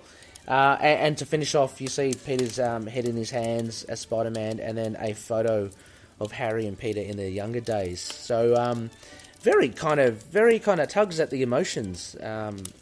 This and J.M. DeMatteis, I found this was a very different issue to his Scarlet Redemption Moon Knight run, which is very good in its own right as well. But to me, to me a lot more surreal, and I don't know how to describe it. I think it's much to do with Stained Glass Scarlet, but also his writing. It was very kind of what would you call it? Ethereal or something? I don't know if that's a word. But yeah, this was a very well-told story. And again, Josh, why did you pick this one as one of your top 4s? Well, first off, I'll address the Super 90s cover. Yeah. If you're reading it digitally, you're missing out on this foil masterpiece. Oh, right it's a foil. Okay, right. Yep. but yeah, I think it's just an emotional issue. I think, and it's another culmination of like this relationship that's been going on for it's happened since the '60s. I think it's a good culmination of that, and it's just. Yeah, I think it's just really the emotion. It's good action too. I like there's that bit where they're really wailing on each other. And right before like the end of the fight, they're just taking blows at each other. Yep, it's as you say, it's a good balance, right, of drama and action. And exactly as you say, there's some good action scenes. There's a lot of writing in it, and I mean this in a good way as well. Like if you look at maybe modern comics today compared to this issue, and you look at the amount of writing that DeMatteis has added into this, like with even thought bubbles and conversation pieces, like the text kind of fills the page, right? But in no way does that, I think, detracts from it, because it doesn't just describe the story. You know, there's still a lot of room here for Sal Buscema to spread his wings and show his action and depict a lot of facial expressions as well. What he does really well, I think, is facial expressions. And they're very subtle. Oh, yeah. Yeah, very subtle, but they really do convey a lot. So Buscema does that really good. DeMatteis has a lot of text here to actually draw you in. And from that, it's a very substantial read. So I can understand, Josh, why you'd want to take this to Isla Ra, because it is a good read. You're not going to burn through this in like 3 minutes. You can sit back, you can savor these pages. It's really good. But yeah. I mean, I am the fan of this art as well. It's very stylized. But yeah, I think it has a good amount of drama in it, which really makes it compelling. Josh, any other pointers for this issue? I think just real quick, I guess for anyone who's listening, so basically Harry dies, and the reason that he dies is he injected another version of the Goblin formula, but it wasn't right, so it was shutting his system down, and that's why he was sweating throughout the entire issue. Right. And that's why. It's not like in Spider-Man 3 where he jumps in the way of a glider, which he could have just pushed Peter out of the way and not got himself impaled. I think this is a way better death. yeah, right, okay. I didn't know that's what happened to him. I mean, of course, obviously in comics, death is a malleable thing, but that doesn't take away from the impact of the lead up into Harry's death here, which is really cool. Yeah, this is another thing that was ruined by One More Day, because then he was brought back. Right, yes, okay. Yeah, but really good choice here, Josh. Thank you so much for that. So the 2 honourable mentions, Invincible Iron Man 200 and Spectacular Spider-Man 200. Go check them out. I got my copies from Comixology, so they are available there. I'd imagine they're available on Marvel Unlimited as well. If you are an Iron Man or Spider-Man fan, I'm sure you can track them down on floppies. Or are you aware of potentially the trades that they're in, Josh? I'm not sure. Or do you just have the? I'm not sure. You just have the single. I have the floppies. Yeah, okay, no worries. Yeah. All right, well, I'm pretty sure they might be potentially in an Epic collection. So just check out your Epic collections or your complete collections for that. Fantastic. All right, Josh, we are down to our final 2, and I think before that, let me just pull out my my mobile phone here. I'm going to give Frenchie a call, okay? I think we've got 2 more here, and hang on, let me just give him a call here.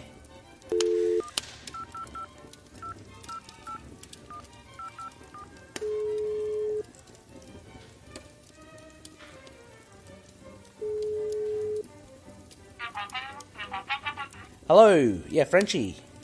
Hi, yeah, it's me, Ray. Yeah, going okay. Yeah, good. I've got a special guest here, Josh. He's doing the Isla Ra thing. Yeah, I know. Yeah, I know. Yeah, I know. Yeah, I know. Look, I'll have to pay you back. I owe you one. I know you've been choppering around a lot, but would you please be able to whisk us away to our next destination? We've got 2 more books to review. All right. No, thank you very much, Frenchie. You are a legend. Look, Josh and I will be sure to bring a large group to your restaurant with you and Rob, so you can earn more moolah. We'll book a banquet. How's that? Cheers. All right, Josh. Have you got your backpack or stuff ready? Are we ready to jump into the mooncopter? Oh, yep. I got backpack on my bug spray. I'm all set. Excellent. Okay, well, let's head out and we'll just jump in the copter and we'll go to our next destination. All right.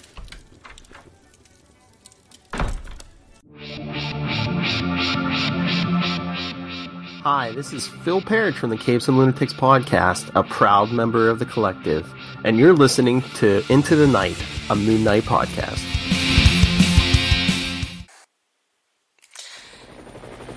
All right, welcome back, Loonies. I am here with Josh, a fellow Loony, and we are doing our Isla Ra books, or Josh's Isla Ra books. We're on our last 2 here. We are in the mooncopter. Josh, are you okay there? You're strapped in? You don't want to fall out? Yep, I'm all good. Okay, excellent. All right, well, Frenchie has given us the go ahead. And let me just open this door. Okay, Josh, so all we got to do, you've got your parachute. I just want you to jump down there, with a big X. And I'll see you down there for our next book review. All right. All right, catch up. Geronimo.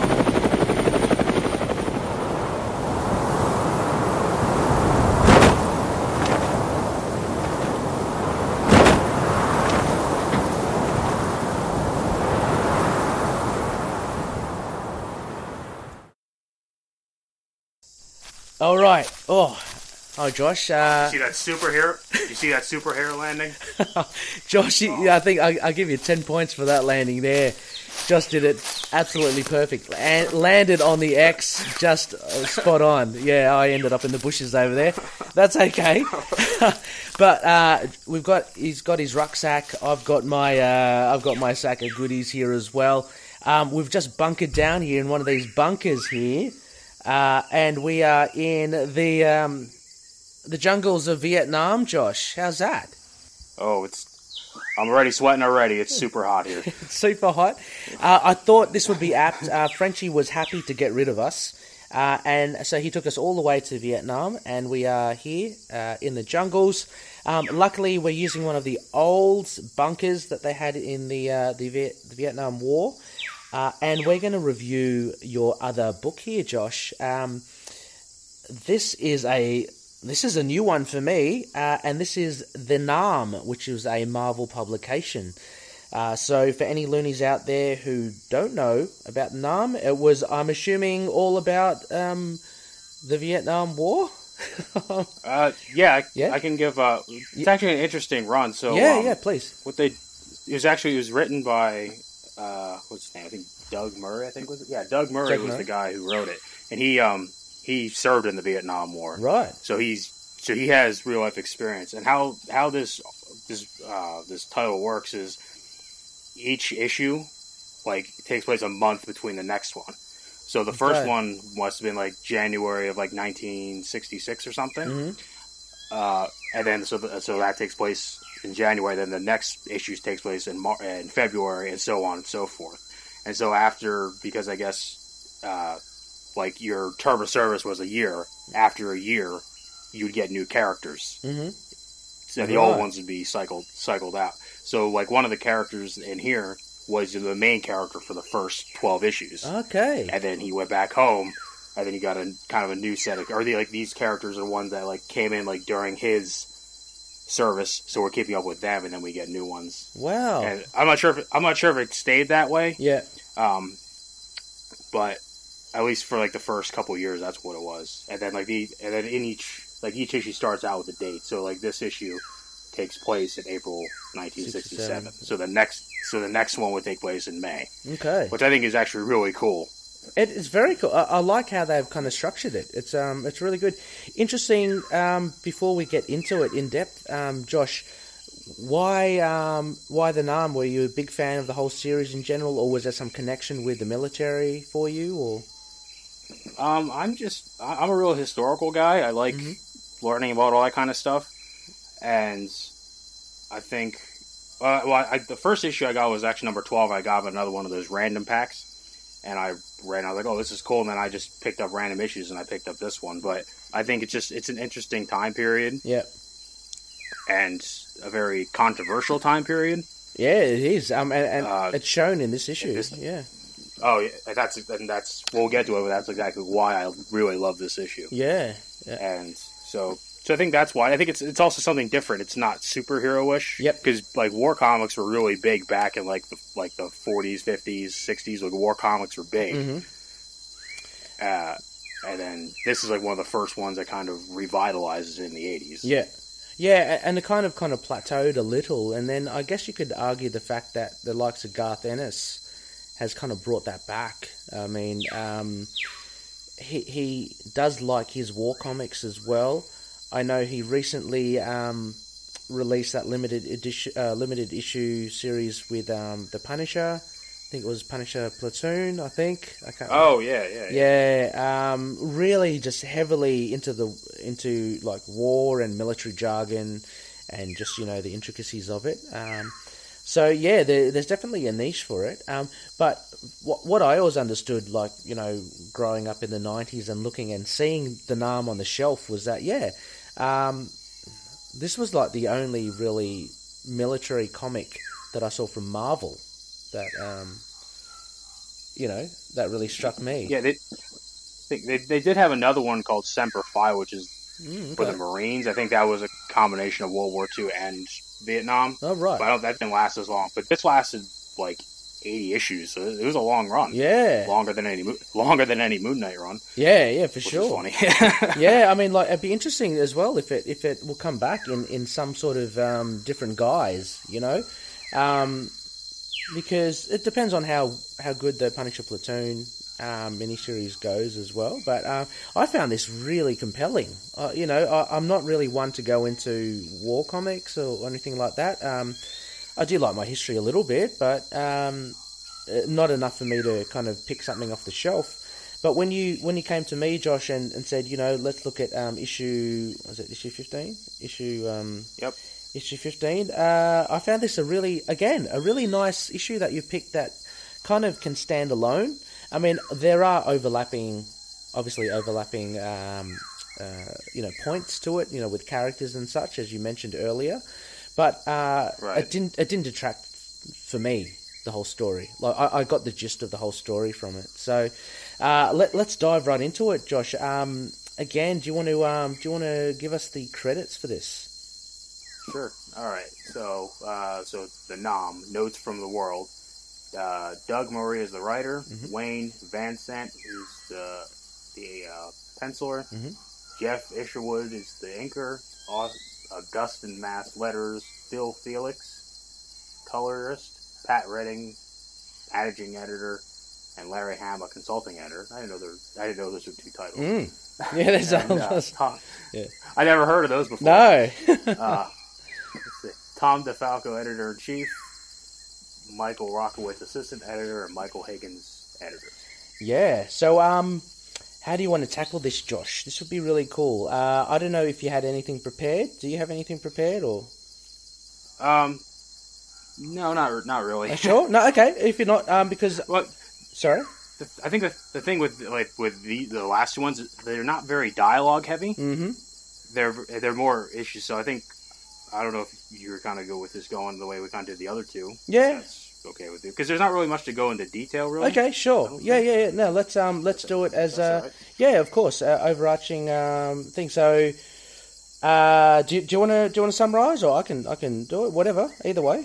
Or it doesn't matter. If you want to go take a crack, go for it. No. Look, there are your issues. Let's. I'll hear it from you. That'll be good. Okay. Yeah. All right. All right, so it opens up. Basically, you have two characters. One is Rob, and I forget what the other guy's name is. Andy. Oh, Andy. Yeah, that's right. Yeah. They are so they're just in this bunker, and there's some mortars going on around them, and they're just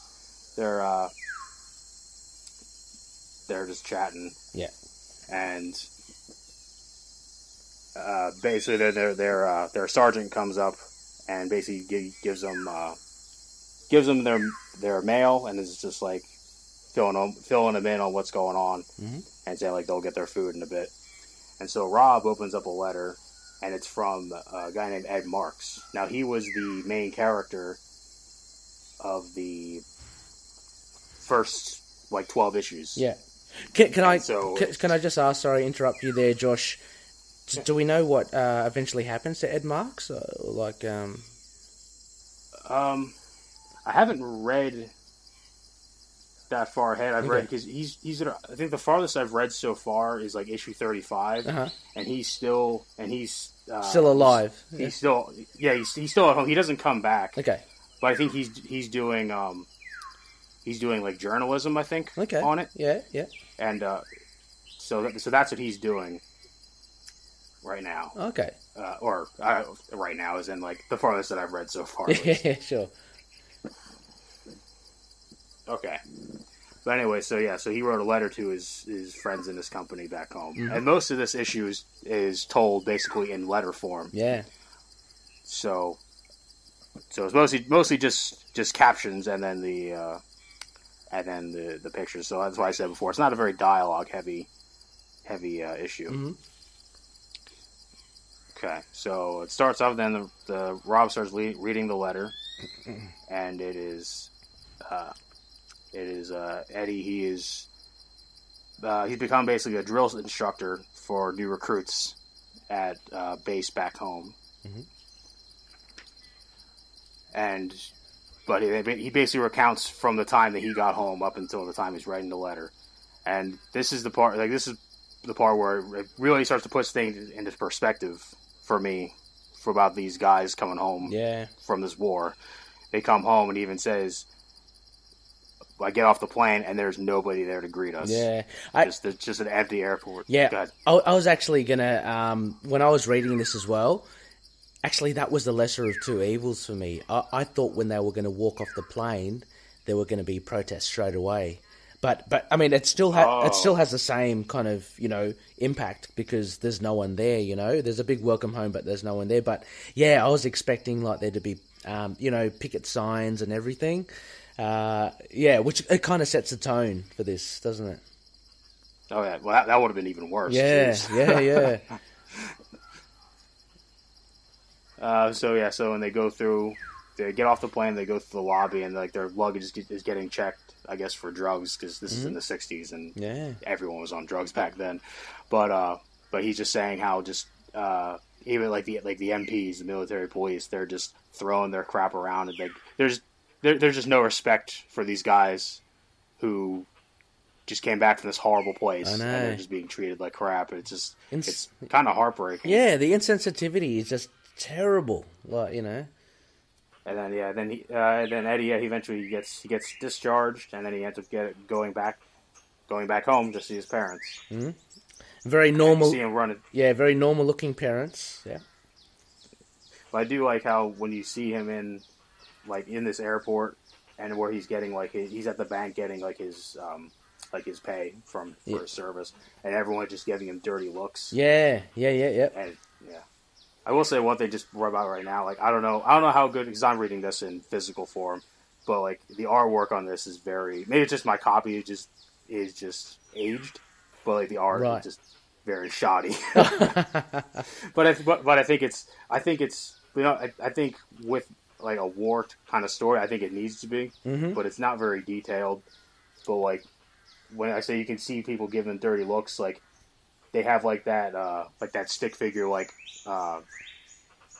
evil eyebrow. That's what most of those people have. Yeah. It's just. I mean, I just want to point out there are some instances even early on where you just want to touch on it quickly, near the beginning with them what's his name? Sorry, with Andy and Rob looking at the letter. There's some really nice, elegant bits of artwork here. Just showing off the clothing. If anything that I can take away from it, because there's no real musculature needed. We're not in a superhero comic or anything like that. So everything's very realistic, and so you get the Marine uniforms and just the folds, which I know is very hard to draw. Is very, very well done. But you're right, there's a little inconsistency because every now and again it looks like panels which are almost rushed. I don't know whether they're rushed or ran out of time, but a little inconsistencies with them. Yeah. Yeah. Well, luckily I judge my books by the story, not by their art. Of course, usually. no. I know we're talking about I know you guys have talked about the early '90s art and how people they were the superstar artists. I look at that art and I'm like, I'll judge it by the story. I won't judge it by the art. Yeah, that's fair enough. All right. So back to this. So he goes home to his parents' house, and so he's sitting there and he's watching TV and he sees all these protests that are going on. Yeah, and it's and this one specifically about don't use napalm and stuff like that. And he even has the thought they're protesting against napalm, but how many times do we use napalm to save our butts? Yeah. And that's a really good perspective to show, because obviously napalm is a dirty word that we do know, but it's funny here that it's kind of turned on its head, and it's from his perspective, and his perspective is rightly so as well, because he was in a life-death situation. So to him, napalm is a savior, So yeah, very, very interesting to call that out.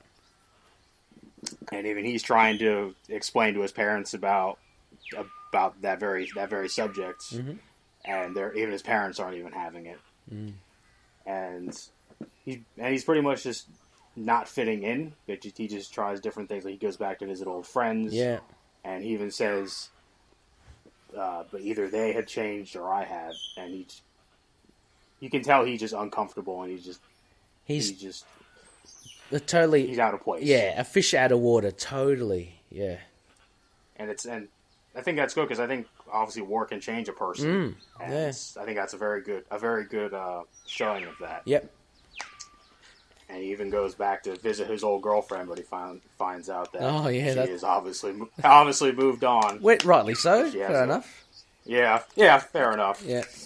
But that's still it's still crushing for him. Yeah, it is. All right. And then he's just seeing just more stuff on the news about it, and I guess that also shows the real world, how the media handled the war in the real world. Yep. So he's seeing all that. Shocking to him, because he's talking. There's the panel at the bottom. They had some report on about Charlie shelling some Marines at Da Nang.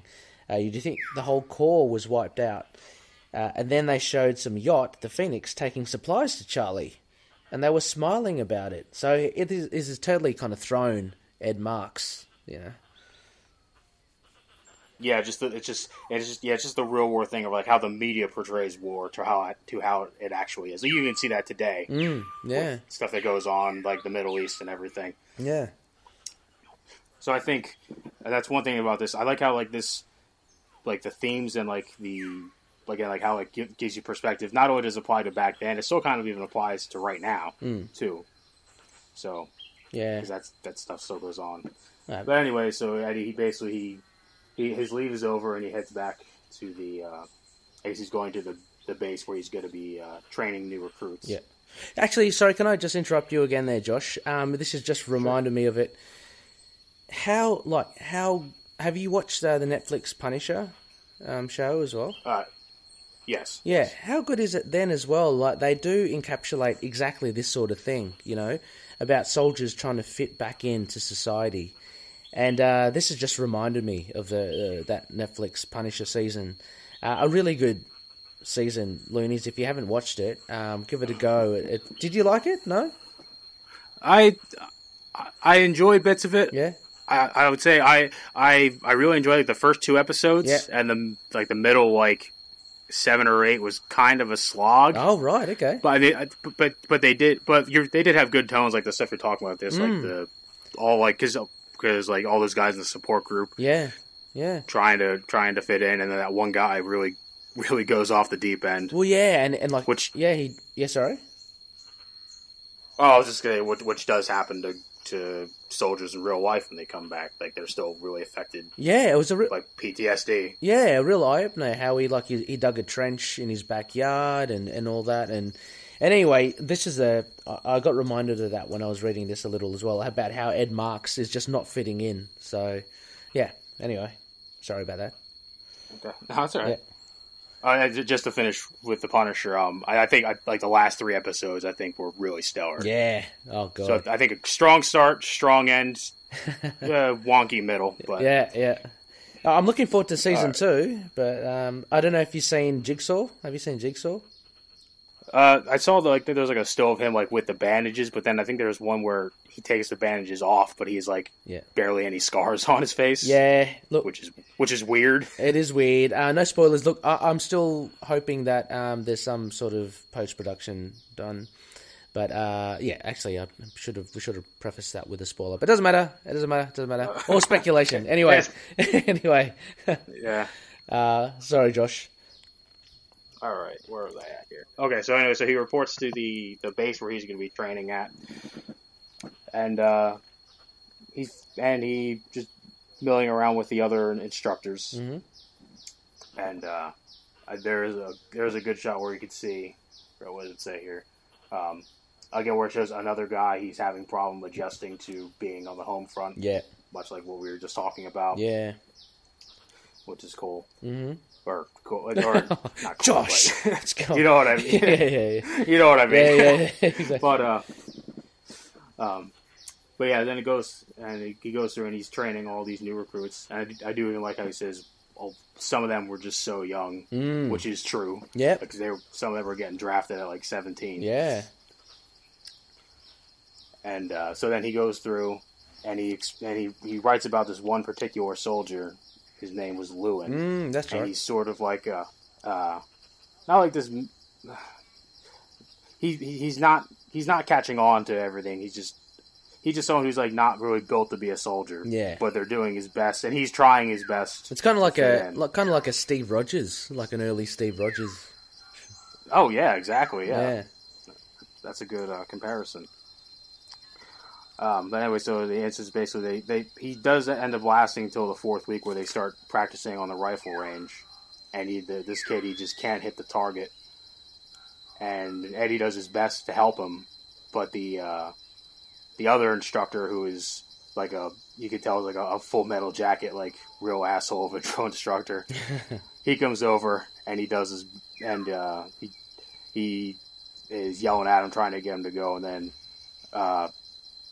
I still think this is funny, where he's showing him how to shoot it, and the kid, he never puts the safety on, and when he pulls the trigger, the gun goes up and hits the drill instructor right in the right in the nads. Yeah. I thought it was a lot more serious than that, but thankfully not. Yeah. Which I guess is like it is kind of. I guess it's just a little bit of humor they wanted to throw in there, I guess. Yeah. But he flips out, and then unfortunately, this kid he gets thrown out of the army for the good of the service. Do we see him again, Josh, later on in issue 30? Oh, up to issue 35. Lewin? I don't think so. Okay. No. I don't think so. But he gets kicked out of the army for this. And again, this is another really good, I guess, kind of like a social commentary moment. Like, he even says here, like, he wasn't happy to get out. He wanted to fight. He believed in what we were doing in Vietnam. And then the next caption is, the whole country is burning their draft cards, and this kid wants to fight. I know, but he's not allowed to. Oh, the irony, isn't it? It's crazy. I know, right? Yeah. I think that's one of the things that really like cemented it to me. Like, there's so many, like, in real life, there's so many of these guys who didn't want to go over there, rightfully so.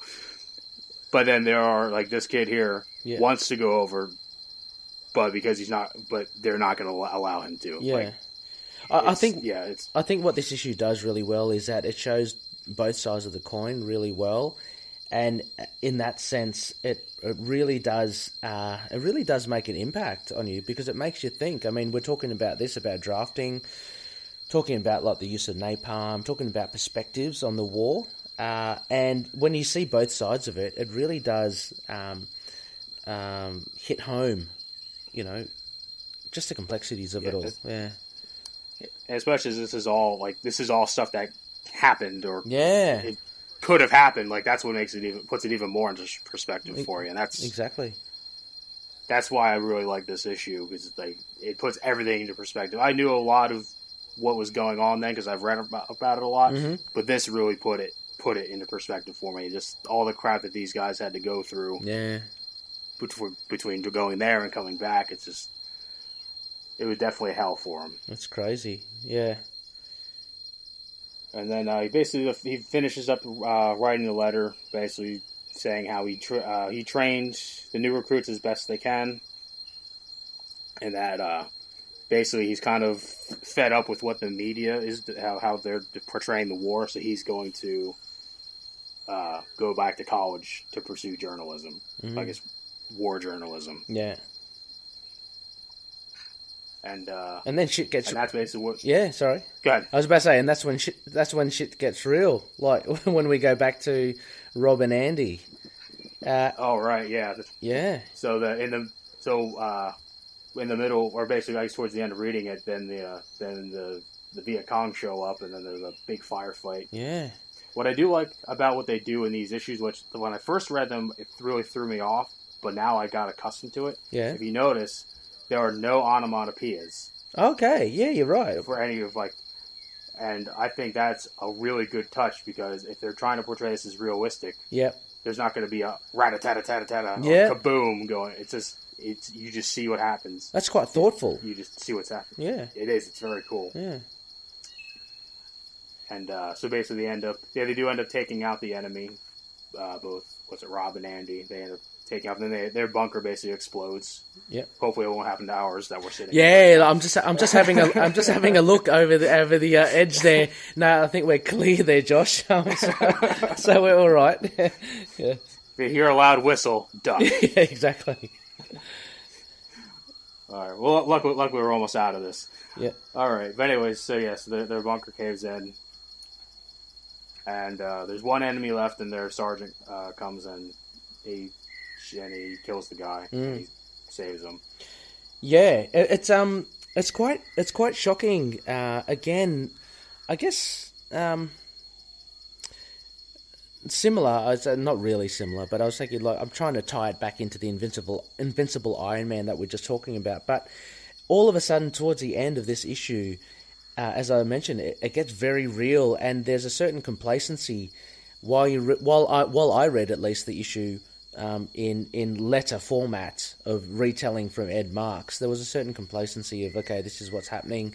You kind of get comfortable, and then you're kind of reminded that, okay, we're actually in the bunker here with Rob and Andy, and actually, they're not just training. I actually thought for a while, are they just doing training routines or whatever? But they're not, and they're actually brought face-to-face with the real deal. And when the Viet Cong come in, and there's a firefight, and then what really clinched it was when their bunker gets hit by that mortar shell, or the repercussions of the mortar shell, and it kind of collapses, and it gets really serious. Yeah, and for a second there, I was thinking, oh shit! I was reading it, absolutely transfixed, going, oh god, what's happening? And I found that a very powerful effect from them. And even then, even after they're kind of surviving that the collapse of the bunker, you get the Viet Cong coming up, and Andy has to shoot the guy just behind Rob. So it's all, nothing is censored or anything. Like we're brought full force into what it is to be in a war. Right. Yeah. I do think it's also it's like in comics, most of the comics you read, they're superheroes. There's this no killing rule. Yeah. I mean, there's a couple ones that get away with it. But like in this book, like your characters that you like also kill, but it's also because that's their duty. That's what they're supposed to do. Well, and it's a necessity, is it? I'll kill or be killed, really. Exactly. So yeah, absolutely. It's quite powerful stuff towards the end there. But what resonates mainly is that the whole retelling of Ed Marks in this, and it's a great insight into potentially what we have to consider, during war, and especially during the Vietnam War as well. And I found this actually a very good issue to choose, Josh, because not being one to have read any of the Nam or to be inclined towards war comics at all, to me this issue encapsulated it all, really, in a nutshell, and I thought that was really good. Yeah. Yes. So yeah, I mean, any other points here that you want to raise of this issue? I think we kind of touched on it. Like I said, I think why I would choose this one as one of my island books. It's like I said, I think it's just because it's very historical. Like I'm into history, and just the perspective that it gives to these poor guys who went through hell over there, and then also hell on the home front. I think it's just. I'm kind of. Yeah. Go ahead. I was about to say, I'm kind of curious as to. So you've read a lot of the other issues. I'm kind of curious as to what the other issues will be like, because to me, this really encapsulates the essence of, I guess, what I understand the Nam issue, the Nam comic series to be, like to really show both sides of things and to show, how media affects the war and how there's always two sides to the story. How do they do it in the other issues? Like, do they just go into singular soldier tales or what? Or that's pretty much what it is, because like I said, because each issue is basically takes place a month after the previous one, so there's not like any like overarching story. I think there's a couple. I've only read about maybe I have like the first like 12 issues I think, and then this one a couple in like the 30s and 40s. Okay. But some of them I haven't read yet. But I think there's a couple other ones that tackle stuff on the home front, but they're pretty much all just singular, just one-shot stories. Yeah. But sometimes they do tackle like heavy moments. Like I think there's an issue in issue 8. There's a moment where Eddie goes in. If you know, do you know what like the tunnel rats were? Yes. Back then? Yeah, the very small tunnels. So, yeah. Yeah. Also, what they would do was like there would be like these tunnels where the Viet Cong would go through, and they would send these young kids. They were called tunnel rats. They would go down in there and clear them out and make sure that there's nothing in there. Then they would blow them up. And Eddie goes down with one of them, and there's this kid who's been done this 1,000 times, and he's fine. But then this one instance, the tunnel that they go into is crawling with rats, and he basically gets overwhelmed by rats, and he all of a sudden he is completely terrified of any sort of darkness. Oh wow! And like he goes insane, and he as soon as he comes out of the hole, he starts shooting his comrades because he's just gone nuts, just with a snap of a finger. And then the very end is they go to put him on a plane to send him back home. Yeah. And because of like where the sun is at, it just looks like a big tunnel. Because it's all dark, and he's like flipping out. Like so they do dive in. Yeah, it's crazy. Yeah, but they do tackle some heavy stuff. Jeez, but so some other ones. Go ahead. Oh, I was about to say. So I mean, obviously, to sustain about 80 issues, there must be a plethora of story material to do. It just has really got me curious as to what other stories they can tell, because judging from this one issue, it was quite satisfying, I must say, quite compelling, I thought. Yeah, they're good. I would say check them out. Yeah. So and also, Josh, again, what would you rate this? I know our previous Isla Ra guests have said, well, they're all good. I've picked them as the top 4, so they're obviously the best, right? But okay, so how would this be relative to, say, your Iron Man and your Spectacular Spider-Man? What would this rate? I'd probably give this one a 4 also. I think the only blemish I would say is just the art. Because sometimes the art is kind of shoddy. Okay, yeah. But everything story-wise though is great. It just like you said, the art is just a bit inconsistent here and there. Yeah. And some panels just aren't like you said, look rushed. Yeah. But that's really the only blemish I would give it. Just the art. Everything else is awesome. Yeah, I'd agree with you as well. I think the storytelling here and the writing was really good. Doug Murray, fantastic. And yeah, absolutely agree. The art, there are some inconsistencies. I'm looking at one panel now, towards the end, about one of the gentlemen, the younger infantry that has had that nightmare. Beautifully rendered face of him sweating and kind of gog-eyed.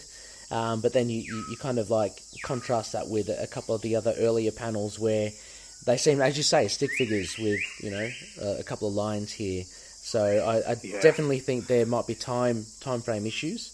But yeah, I totally agree with both of what you say there. That's really good. Okay, so Loonies, that was the NARM again. Do you have floppies of this, Josh? Oh, yeah. Yep. Yeah, all my copies are fine. Okay, so available in floppies. Still, I guess if you check your long boxes in some local comic book stores. Otherwise, I'm sure, I haven't done my research, I'm sure it might be in Marvel Unlimited or Comixology. I happen to come across mine, somewhere else. But they're on Marvel Unlimited. Okay. On Marvel Unlimited. Okay, and you can find them in dollar bins too. That's where I got most of mine from. Oh right, okay. Well, yeah, because I'm assuming apart from these don't contain any stellar A-list mutants or A-list Avengers or anything like that. So I don't see them. There's one. Yeah. There's one issue where the Avengers do make an appearance. Really? Wow. I don't have it, but I think it's issue 41. That's pretty. And the cover is just the Avengers, the Avengers come to the NAM or something like that. But I haven't read it, so I don't know what the story's about. But that's the only thing that cements it in the Marvel universe. But and then the Punisher does show up later. That makes sense because he was in Vietnam. Yeah, that would be the most obvious connection, I'd say. But it's pretty cool to think that you see an Avengers connection. Just to, as you say, tie it into the Marvel universe. That'll be pretty satisfying, to see them. But yeah, so Loonies, check it out. Look, I would recommend it. This is one of Josh's favorite books. I would give it a definite endorsement. It was a cracking read, and go check it out where you can. All right, Loonies. We are up to our last issue now of Josh's Isla Ra books, and I must say that I am incredibly jealous that Josh has chosen this, and it has beaten me to the punch. We have here as his final a Warren Ellis issue of Moon Knight, issue 5. This was a fantastic, and look, if anyone is on the Facebook posts, you would know that that I just absolutely love this issue. So thank you, Josh, for picking this. This is fantastic. And before we get into this, I think we better get out of this bunker, Josh. What do you reckon? Yeah, I'm starting to sweat like crazy here. I could use some air conditioning and a certain white limo. Okay, so we have this awesome issue to review, but we can't do it this bunker. Look, we are thousands of kilometers and miles away from anywhere, so I'm going to call on our good man, K-Man. K-Man, are you there? Who disturbs the great Ray, not you again. What do you want? Hello, K-Man. I'm starting to feel like I am a god. Ignored most of the time, but then, when someone wants something, they believe in you. Oh, thank you so much, Conchu. Look, Josh and I, we worship you. Well, I don't see a basket of flowers. Or a virginal sacrifice. I mean, come on. Josh, can you please bow your head? Yep. Oh, okay. Yes, Josh, we worship you both. Josh reveres you. Well, that's Me hardly too. convincing. Look, just got to ask you another favour. If it's okay, we are here in Vietnam. We need to get somewhere else to do our final review. Josh has chosen Warren Ellis. Oh, I do like his run with Declan Shelby. Yes, yeah, he's a favourite of yours too. Yep, he's fantastic. We need to go somewhere snazzy, somewhere classy where we can actually review this. Well, I guess then you want me to take you where your heart most desires. Could you please help us out? I guess I could. You owe me a solid though, Ray. Okay. Go now. Be on your way. Alrighty. Okay, Josh, have you got your backpack? Are you all set? Yep, I'm ready. Okay, Conchi, thank you very much. Under Conchi's eye. Praise be to me. And, regards to Connor and Rebecca. Okay, Josh, hold on. We're going to be teleported. Alright.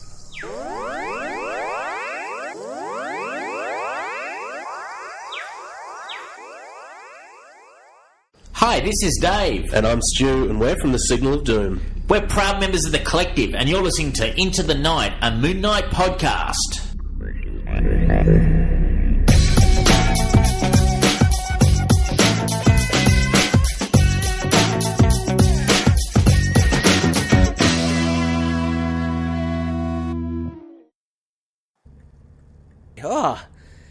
Hello, we are back, Loonies, and hi Josh, look where we are at. We are in a limousine, a la-di-da-di-da. Living the life, Fandango, no longer in the bunker, no longer having to parachute. We got some booze here, that's pretty cool. Josh, are you alright? Do you want some more moonshine, or...? Yeah, we're in the Moonmobile. Okay, luckily Samuel's has stacked them. Okay, here we go. Let me make There you go, Josh. Let me put an olive in there for you. There we go. Nothing like a moonshine with an olive. All right, Josh. So we are here, and we have got your final book to review, and this is a cracker. As I mentioned, absolutely excited for this. Warren Ellis's volume. I think it's 7. Issue 5 of Moon Knight, and Josh, please tell us before we crack into it, why did you pick this one? Oh, it's what's not to like about it. It's the action is awesome. Just I can't even figure out the words to describe it. It's just when I read it the first time, I'm like, it is one of my favorite books of all time. It is absolutely. I share your sentiments exactly, and it's very different in sharp contrast to your other books. Looking at the Spectacular Spider-Man and the Invisible Iron Man, not dialogue-driven, right? It's very visual-driven, and it's a good example to show that. To convey a good story, you don't necessarily have to do it in written form. You can actually experience it with the visuals in front of you. So we very much get that with this. Nothing to take away from Warren Ellis. He is a master at what he does. But Declan Shelby really does shine with this. So, how about, I think as you mentioned before, Josh, why don't we go through this panel by panel, like page by page? Sure. Cool. So, I'll grab the first one. So, Moon Knight, issue 5, and it's called Scarlet. And the first page, we get what looks to be like a very, generic tenement. And there's someone just standing outside the front, deserted street. That takes up about half of the page. As we get to the lower half, there are 3 full width panels, and a limousine, which could very well be ours, Josh, pulls up, and... I think I see my reflection in the mirror there. Yeah, I'm right there. There's a bit of moonshine there. I said the moonshine. And this limousine pulls up to this hooded or bald fellow with a hood and jacket, and it's Mr. Knight. And what he does first and foremost is that he takes out a huge I don't know, what do you call it, a scabbard or a sword? Yeah, I guess. Yeah, I would say it's sort of like a scimitar, but it's not curved the entire way. Yeah, it's an Egyptian scimitar, and he threatens this gentleman with it. He basically has a veiled threat to him in this. So, very first cool introduction to Mr. Knight. All right, and then so the next page he's still there, and he has the knife basically up to the guy's throat, and each panel he gets kind of closer to the guy's throat, and so then Moon Knight he knows everything that's happened with them. They kidnapped someone on their way home from a school event, and then he basically gets all the information he needs, and it's also all the information we kind of need to know what's going on. And so then we find out that there's a dozen or more guys in this building, and that the abductee is on the 5th floor. And I do like this whole page where it just shows how tactical Mark is. Yes. Like, he knows that, like, and then, like, the next panel is, like, of a 6th floor building. I'm assuming everyone's pretty spread out. Yeah. And, so he knows all the information he has. And then the bottom panel is just a close-up on his, sort of like his scowling face. I love the shadow. Yeah. The shadow on his face. Very iconic. And then he's just... Yeah, very iconic. And then, might as well just go through the front door. Yeah. Very, very good pickup here, Josh, as well. As you say, very tactical. Mark is a very smart fighter, I guess, a superhero. One of the things that I loved was you get straight away, you took someone who was travelling at night. So he's still working off that, I protect those that travel at night. So, this guy isn't totally all there. The guy's got a friggin' huge sword and his mask and the thing, and beautifully drawn here by Declan Shalvey as a close-up to the guy's jugular and his veins. And as you say, the one at the bottom there, with his face, you can almost see his face through the mask, but it gives a very sinister kind of look to his face. And those words might as well go through the front door. What that encapsulates is that, okay, he summed up the situation, but also how badass is this guy? He's just going to go through the front door, Awesome stuff. Yeah. Absolutely awesome. So then as we turn the page, then we get absolute silence, and it's kind of like the credits to a movie, as you see, the credits start happening. So Marvel Entertainment presents, you get a shot of high up of New York City, so you get the whirlybirds, you get the antenna, and you get, access to the rooftops. Go down to the next panel, and you just get a shot of Mr. Knight's fist in a glove, holding a truncheon, just black and white, just stark black and white, with a bit of light towards the end of the truncheon. The third panel, you get the title Moon Knight, just like the movie. And the fourth panel actually starts to reveal a bit of the story, a bit of what was discussed before, and you get what seems to be a schoolgirl who's bound and blindfolded in a rundown bed in an apartment, you'd assume, in the building, and the title of Scarlet in there. Yeah, and then the next panel is just a one-shot page, and you just see Moon Knight. He just walked into the lobby of this building, and basically he was correct in everything he said. There's 6 floors, and everyone is spread out. Yep. And he just walks in like he owns the place, and he's going to own all these assholes. I just think I think it's just absolutely brilliant. The angle that Declan Shalvey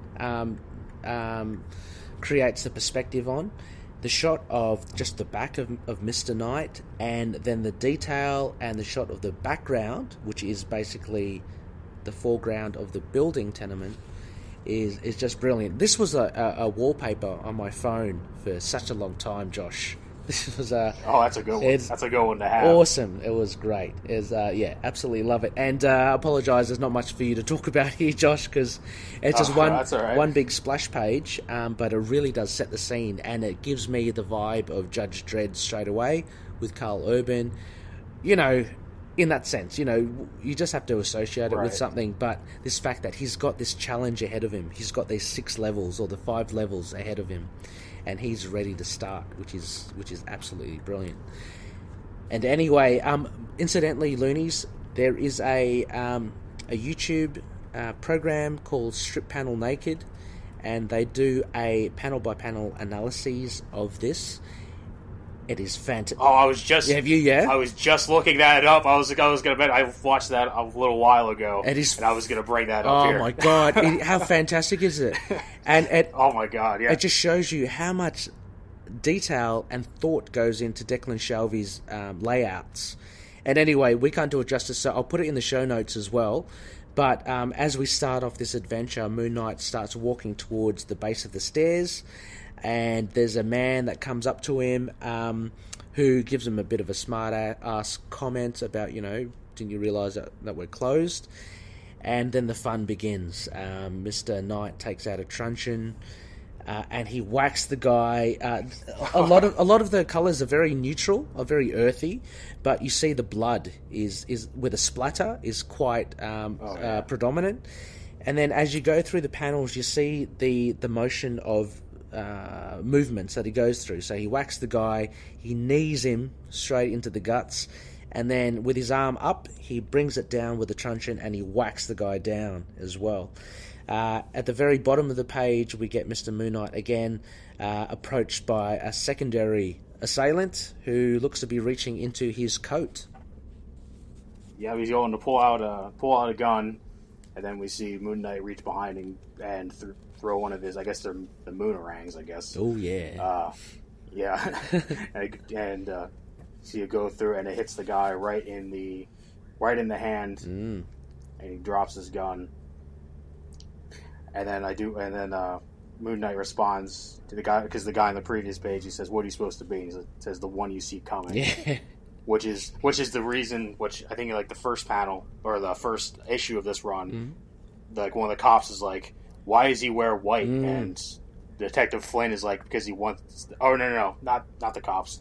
Like that hacker chick or whatever. Yeah. Computer blogger. She's saying how because he wants them to see coming. Yeah. And this proves exactly why. Yeah. He walks in this dark place wearing all white. Yeah. And it doesn't matter if they see him coming. He still kicks their ass. And just like this guy, he takes his truncheon and he just beats him right in the face with it. He does. Just one hit and he's down. Beautiful rendition of the guy's face, the upside down getting hit. It's got all the, he's. Oh yeah, he's all scrunched up. Scrunched up. He's pursing his lips. Impact, he's lulled back. But as you say, also, this harks back to Houston's run, even back in 2006, when Houston was the first to coin, I wear white because I want to see them coming. I want them to see me coming as well. So Warren Ellis has done very well here to tie it in with Volume 5. So... And then he just continues up the flight of stairs. I like how he was wearing all pure white, and now he's got a little bit of red on his truncheon now. He does.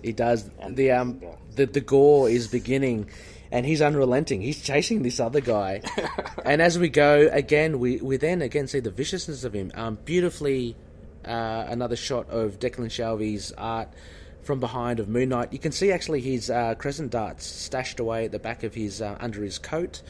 And he he whacks the truncheon against the guy's ankle, breaks his ankle. It seems it's just totally off on a right angle. So the violence of it is quite. And then you see it in the following panel with the ankle twisted. Mr. Knight has grabbed him and flings him back, almost like I don't know what you call it, like a wrestler, I guess. And the guy ends up his back onto the balustrade of the staircase, and he cracks his back, which is, God, even as you say that, Josh, as well, I think anyone who looks at this will be saying the same thing. It's just very awkward position for a human being to be in. So he's dispatched that guy. The bottom panels of it shows just the remnants of the guy falling off the handrail as the legs of Mr. Knight goes up and up the stairs. And then what we get before we go into the next page is that someone shoots at Mr. Knight. successfully deflected by the truncheon, and the assailant unhappy that he hasn't done what he's meant to do, and just says, "Oh crap." Yeah, which it looks like he's holding an automatic weapon. He could have just kept shooting. Yeah, he shot once. That's true. And he could have just kept shooting. That's true. But that would have been a less cool combat. No, of course. And then, so then the next panel, so like that shot basically, it cracked his truncheon. So what Moon Knight does is he takes it and he basically breaks it, and then, like the force of him, like not throwing it with that like motion with his arm, it flies out, and the broken end goes and hits the guy right in the face. Oh. Which, by the look of that face, like that thing must have been going like 100 miles an hour or something. Yeah, because that dude's face is like smushed in. I think the guy's nose is well and truly broken. Then again, we get a very very graphic representation of what Mr. Knight is doing, pinpoint accuracy as well. Yeah, definitely. Yeah. And then he's like, oh, these things cost money. It's not like I have a job, which I mean, I guess is true, because I guess at this point he just come back from, I guess, what the previous run he was in L.A., I guess. Yeah, that's right. So I guess he's just coming back and just doing whatever. So yeah, that's a funny little quirky moment there. Yeah. And then so he's moving up to the second floor, and then you just see him flick one of those moonerang things, and it goes and hits a guy right through the chin into the mouth. Yeah. Oh my god. But you know what? He kind of deserves it, because those are some horrible tattoos he has. Oh yeah, he does. He's got a yo. What? Yeah, you deserve that.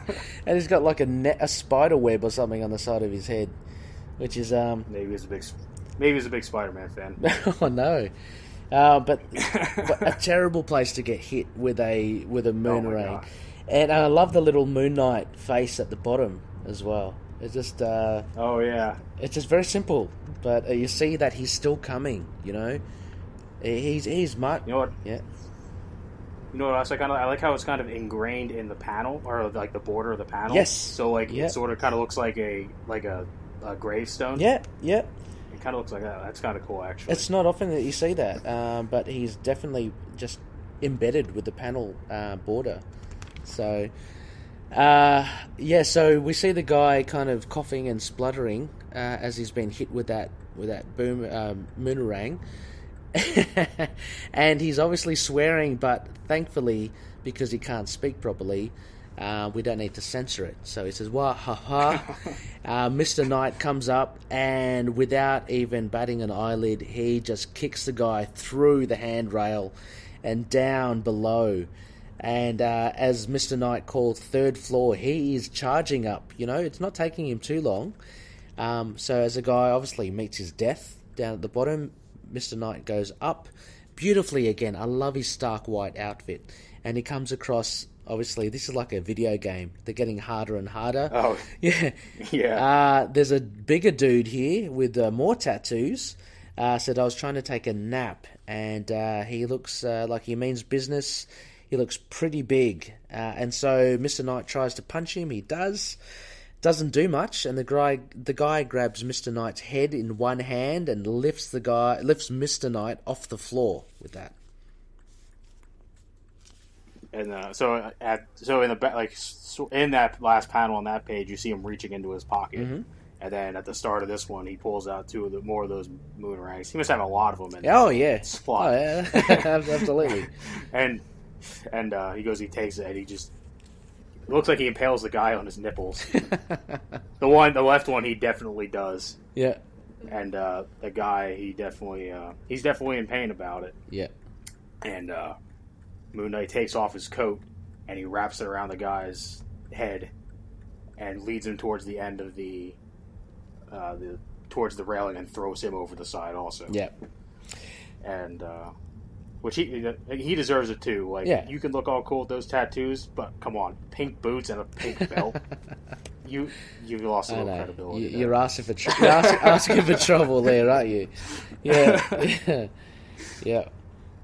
And I do like there's a lot of detail in that, and like shattering railing too when they throw them down. Like that's like the detail on that is just crazy. Yeah, what Shelby does is with that, and with previous other ones, even when he smashes the truncheon, is that you get a sense of movement because you get all these little shrapnel pieces coming out. You know, it gives a really dynamic. It's almost as if like you see it in slow motion if you're watching a film, and it gives that really It's like each page is happening over the course of like 5 seconds. Yeah. It's I think that's really awesome. Like, so literally like this whole issue is like in like 2.5 minutes, and we're just seeing it in like 10-second increments. Yeah. Which is insane. Yeah, absolutely. And how different is this Mr. Knight, Josh, to the Mr. Knight in Damnation? Can I just say?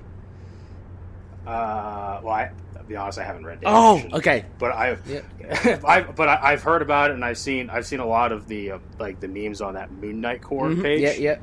And they were memeing the hell out of it, and I know what he's like in that. Yeah. Definitely 10 steps backwards compared to this. Absolutely. This is, to me, this is Mr. Knight. What we're looking at now. This is the sort of fella he is, not the quippy, smart-ass commenter on Damnation. But yeah, he is absolutely a killing machine here.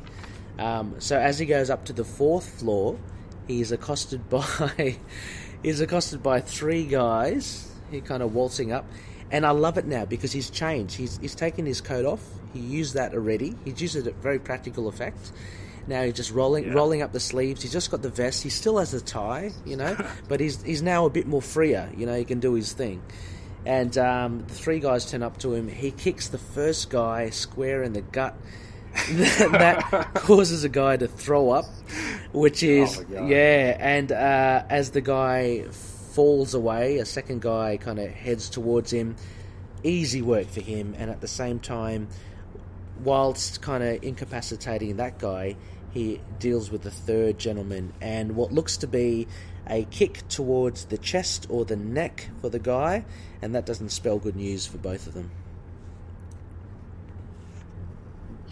Yeah, it's like I said. This is basically like this whole page is within like 2 seconds. It is, yeah, literally. It's just great. Oh my god. Yeah. It's like it's literally like you're watching it like as in like a movie or a TV show. It's awesome. Like I do want to know. Yeah, I was about to say I'd love for them to remake this into a series, but as you say, or an episode, but exactly as you say, it won't last long. You know what I mean? They're going to have to draw it out.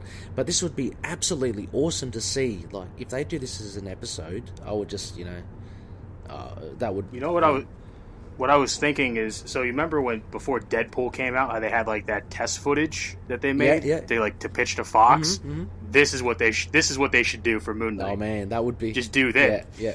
Just do this. Yeah. And they will... Fox will throw money at you for this. Yeah. Yeah. I think Marvel should do this. Of course, yeah, for sure. Disney and Marvel MCU should do this for sure. Yeah, just because I think this is like the next like one like more higher demanded things, but they're like so reluctant to do it. Someone they should just take a couple grand and just remake this, and they will. I think it would catch on. I'd be even happy for a fan film. Like, get a good... Or that, yeah. That would be so good. Because, like, there's not much to it, right? I'm not a film student, so I don't know. But, like, there's not any CGI or anything for that. This is going to be, if you get the right location, this would be awesome. It's sort of like have you seen the Punisher Dirty Laundry? Yes. Fan film? film? God, that's good. Yeah. You could just do something like that. Yeah. That's what they should do. Yeah, that was good, actually. I do like Dirty Laundry, yeah. All right. Yes. So we're... next... All right, let's get back. All right, so after he takes out those 3 guys, he turns this another guy coming down the stairs. Mm-hmm. And he just throws another one of those boomerangs and hits the guy just right in the foot. Yeah. He pins his foot to the stair, and the guy just falls, just face first. Jeez Louise, this guy would have snapped an ankle as well. The way that you fall off that. Oh my yeah. Yeah. So again, as a reader, you can actually, you can imagine what happens here, and nothing works with how the body is meant to work, So it's quite gruesome in that sense. And this guy's fully equipped as well. He's got like body armor, and he's got the boots, and yeah. Yeah, but he went face first, and you can see there's a puddle of blood on the floor when he's laying down. He's definitely next to the guy that's vomited, you can see. Which I don't know how he didn't get any vomit on his suit at all. When you look back at that panel real quick, like that's already in midair as he's kicking it. Like, oh man, he definitely has some on his pants, and we're just not seeing it. Mr. Knight is quick, Josh. Mr. Knight is super quick. But anyway, so then he proceeds to. Yep. He proceeds to move on to the 5th floor. Then, so he's up to the 5th floor now. He's getting closer to the big boss, and we get a stylish gentleman here. He's got gold daggers, and there's actually the first bit of color. We get a bit of purple here. So, yeah, I guess what that does is that tells us that this guy is important in some reason, for some reason. So we're starting to get into the business end of the stick here. Is that the saying? The business end of the deal, not the stick. Yeah. So anyway, so this guy is looking pretty cool. He's got a pretty funky haircut. Mr. Knight throws another dart at him, and he's proficient. He smashes that into 2. And again, another iconic panel. Mr. Knight says, "Nice," just kind of contemplating. And as you say, he's very tactical. So he's thinking, okay, this guy's not your usual guy, so he's going to have to approach him differently. And so he lunges at the gentleman, and they go through some hand to hand. Although he's got a couple of knives, and he manages to cleave Mr. Knight's tie off, which is again surprising. Yeah, it's funny. He's just losing garments as he goes on throughout this entire fight. I wonder if he goes back and picks them up, or if he just makes new ones. If he's got OCD, probably does. Yeah, probably. All right. So then he grabs that guy's wrist, and I'm assuming he breaks it. Yep. And then he takes the other. He counters because the other guy goes to stab him, and he counters him, and he takes that guy's hand with a knife, and he stabs him in the knee or the leg, I guess. And just chucks him through a door. Yeah. But let's not forget Mr. Knight is a heavyweight boxer. So he's a big fella. Oh. Okay, so he can throw a guy, I guess, through a door. He should be able to throw a guy. And, yeah, and again, great motion with showing the motion of him breaking through the door. Yep, is real good art there again. And then the next guy that's in this room, he's not even paying attention. He's just drinking a beer. Yeah, he deserves it. Oh. He deserves it. Yeah. And he gets up, and this is and then Moon Knight, Mr. Knight, he slides, and he just kicks the guy's kneecap. Oh god, yeah. Which just a quick note, which I think the Flash should do to every single villain, because he would win no matter what. No matter how superpowered they need, you kick their kneecap in, they're not going to be a problem anymore. Who do you reckon? Well, with the Flash in his super speed, just to quickly kneecap everyone. Exactly. Yeah. That's what they should do. Yeah. But anyways, but you just see this guy's kneecap just cave in. And yeah, he's gone. He's a goner. Look, no matter how big he is, and he looks like a big fella. There's not much you can do when you can't walk, right? Especially in a fight. Mr. Knight moves past that guy. God, this just gets even better and better. And this guy comes at him with a baseball bat. Again, slightly coloured. You get the blue and a red. He doesn't look like he's a big boss.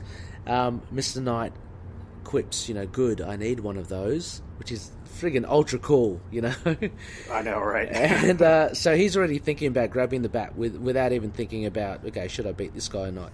And he does one of those punches where you kind of you stiffen your fingers, and he just slams it into the guy's throat, and the guy is kind of choked. And then the next thing we see is that he goes through an old wall, I'd imagine decayed, and he goes crashing through. But Mr. Knight now has a baseball bat, And if I can just read some of the, again, very little dialogue. Come out, wherever you are, and don't go downstairs. It's not safe. So he's really relishing this power that he has, and he's really a frightening figure. And a gentleman comes out with an Uzi, it looks like, and says, not safe. It doesn't see Mr. Knight behind the door. And again, absolutely brutal. Declan Shelby's art, you see his face kind of mixed in with blood and some broken shards of the door.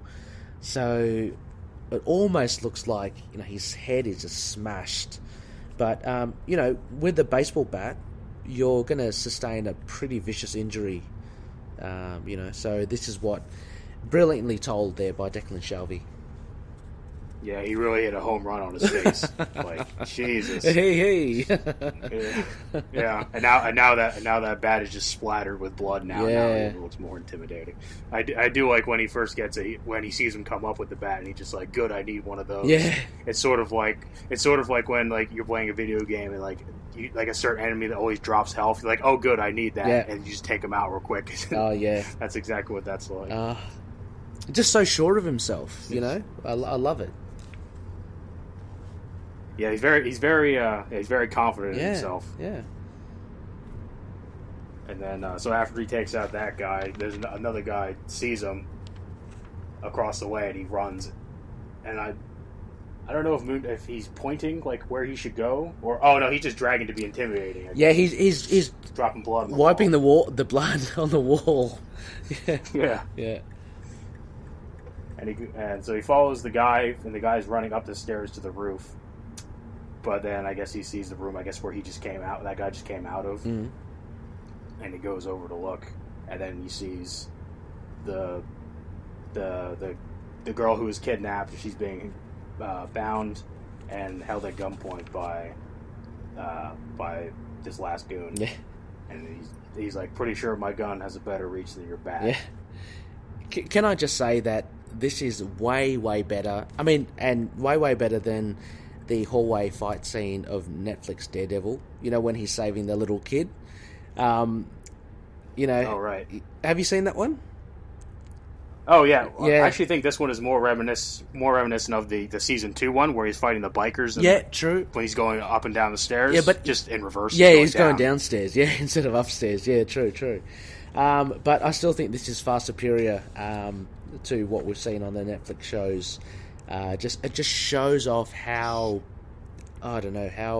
scary Moon Knight can be, So as you say, he is at the top floor, and he sees a guy, and he says, "But I love this bat, and you owe me a truncheon, and you can't kill me." Again, the confidence, right?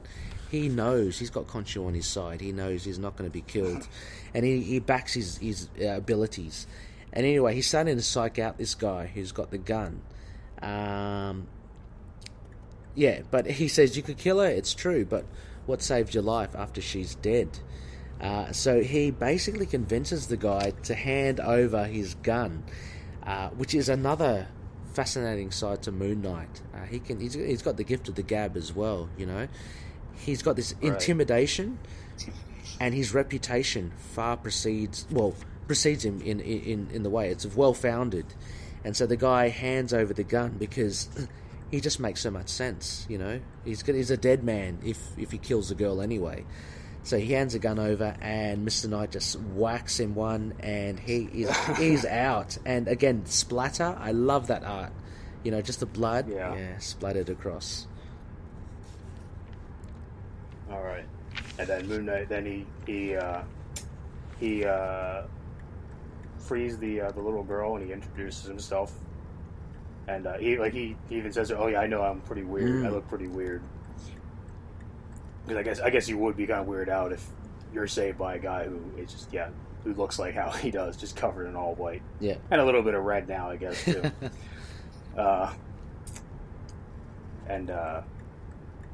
So I guess she touches. Now I'm not sure is she blind, or is she? No. Is she saying, "Is your face okay?" Or it's just like that metaphor? I guess. I think she's just young, and it's the metaphor as well. Yeah. Yeah. Yeah. So she's like, oh, it's your mask or your face, and he's like, it's a mask. Yeah. And then she's like, it's not a mask, it's your face. I guess meaning that like Mr. Knight is Mark's face. Yeah. Like, it's really weird. Like, if you think about it too much, it is a bit weird. Like what the girl is saying, but the impact, that it has is really awesome. It's very cool what Ellis is doing. Like, the innocence of this child saying, no, this is your face, right? And he's going, yeah, bloody oath it is, yeah. This is me. Yeah, it's very, very cool. Yeah.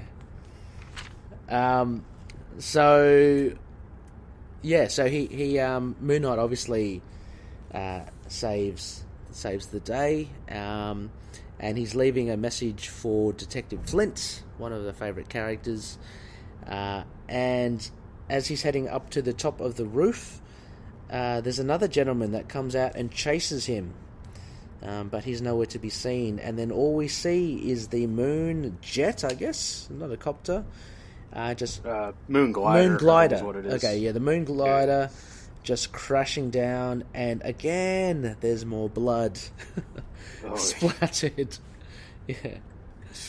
Yeah, that he's toast. Yeah. Oh man, he is bent every single which way. God. Yeah. Yeah, and then Moon Knight strolls up to him. I do like how the boot is in the background. It's the exact same shape as like the logo that he has on his head. Yeah. And he says to this guy, which, I'll be honest, I think this guy's pretty much dead, so I don't know why he's saying this, but it's just awesome. Because he's crazy. I'll just read. Yeah, I guess. Yeah. So I'll just read it word for word. So listen, where you're going, tell your friends, tell everyone you meet. You tell them all. When you see me coming, run. Boom. Man, yeah. That's it. Yeah.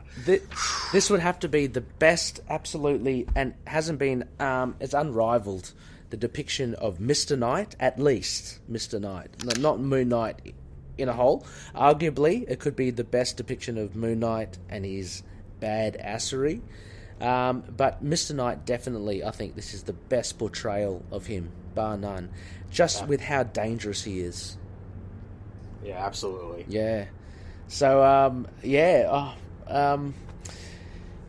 any other things to take away from here, Josh? I think we really covered everything. Yeah, other than Loonies, again, I will put on the show notes, if you look at Strip Panel Naked, really, really insightful panel-by-panel review of the host going through Declan Shalvey's layouts. And there is so much more thought into, I guess, what leads the eye, and then what is in the foreground. How Shalvey manipulates how you view the page. And it's really a work of art in itself. So, absolutely brilliant. What would you give this one, Josh? Oh, this is a 5 out of 5, no doubt. Oh yeah, look, I'm not going to be marking, but I'm going to step in here, and I'm just going to mark it as well. 5 out of 5. Absolutely brilliant. Loonies, if you want to, this is a good intro to Moon Knight as well. I think, Josh, for anyone that hasn't or doesn't know Mr. Knight or Moon Knight, I reckon they pick up this, and it's a good. It doesn't show everything, obviously. There's a lot more complexity to Moon Knight with his personalities and such, but this would really get your juices flowing, I reckon, to get into Moon Knight. Yeah, or even if you just wanted to just read something with just crazy action, this is what it is. And and it's a quick read too. You can really, if you just want to read through it, you can read through it in 5 minutes because there's not much dialogue. Just absolutely, you can just read through and you can just look through. And it's like watching just like a 5-minute fight scene. That's basically what it is. Exactly, and then you can put it down and come back and reread it again. It's really fun. Declan Shalvey's art is absolutely a highlight of this. As well as we have to say for Warren Ellis as well. There's not much dialogue, but obviously the collaboration with Shalvey to come up with the story is very successful from both of them. So there we go. Loonies, 5 out of 5 for that one. The last one. So we have the 4 books there from Josh, one of our fellow Loonies. The first one, Invincible Iron Man, number 200. followed by Spectacular Spider-Man 200, both honourable mentions, and the big two from Josh. We have The Narm, issue 15, and of course, Moon Knight by Warren Ellis, number 5, Scarlet. So, that has been absolutely brilliant, Josh. Yeah, that's been great. As we've been driving around the limo, driving around the blocks of New York, absolutely brilliant. Can I just say a big thank you, Josh, for coming onto the show. It's been an absolute honour to have another Looney on there, on our show. And thanks for sharing. Thanks for thanks for having me on. It's cool that you're letting your listeners jump on. Like I told you when I messaged you first, I was like, I've been wanting to try to get into podcasting. I think this is a good start. Yeah. And yeah, it's been fun. I don't really have many people to talk comics, and this was been really awesome. Yeah, I mean, it's so funny how you can fill almost 3 hours of talk, you know, just because... I know, just because, like, we just love talking about the stuff that we love to read, and it's absolutely brilliant. Can you divulge in any way... so you're talking about maybe starting up a podcast. Any thoughts on what it might be on? I thought it would be fun. I mean... Much like how I am with everything, I'll probably think about it, maybe start something with it, and then I'll probably not go along with it. Much like my writing I was talking about before. But I thought it would be cool to have a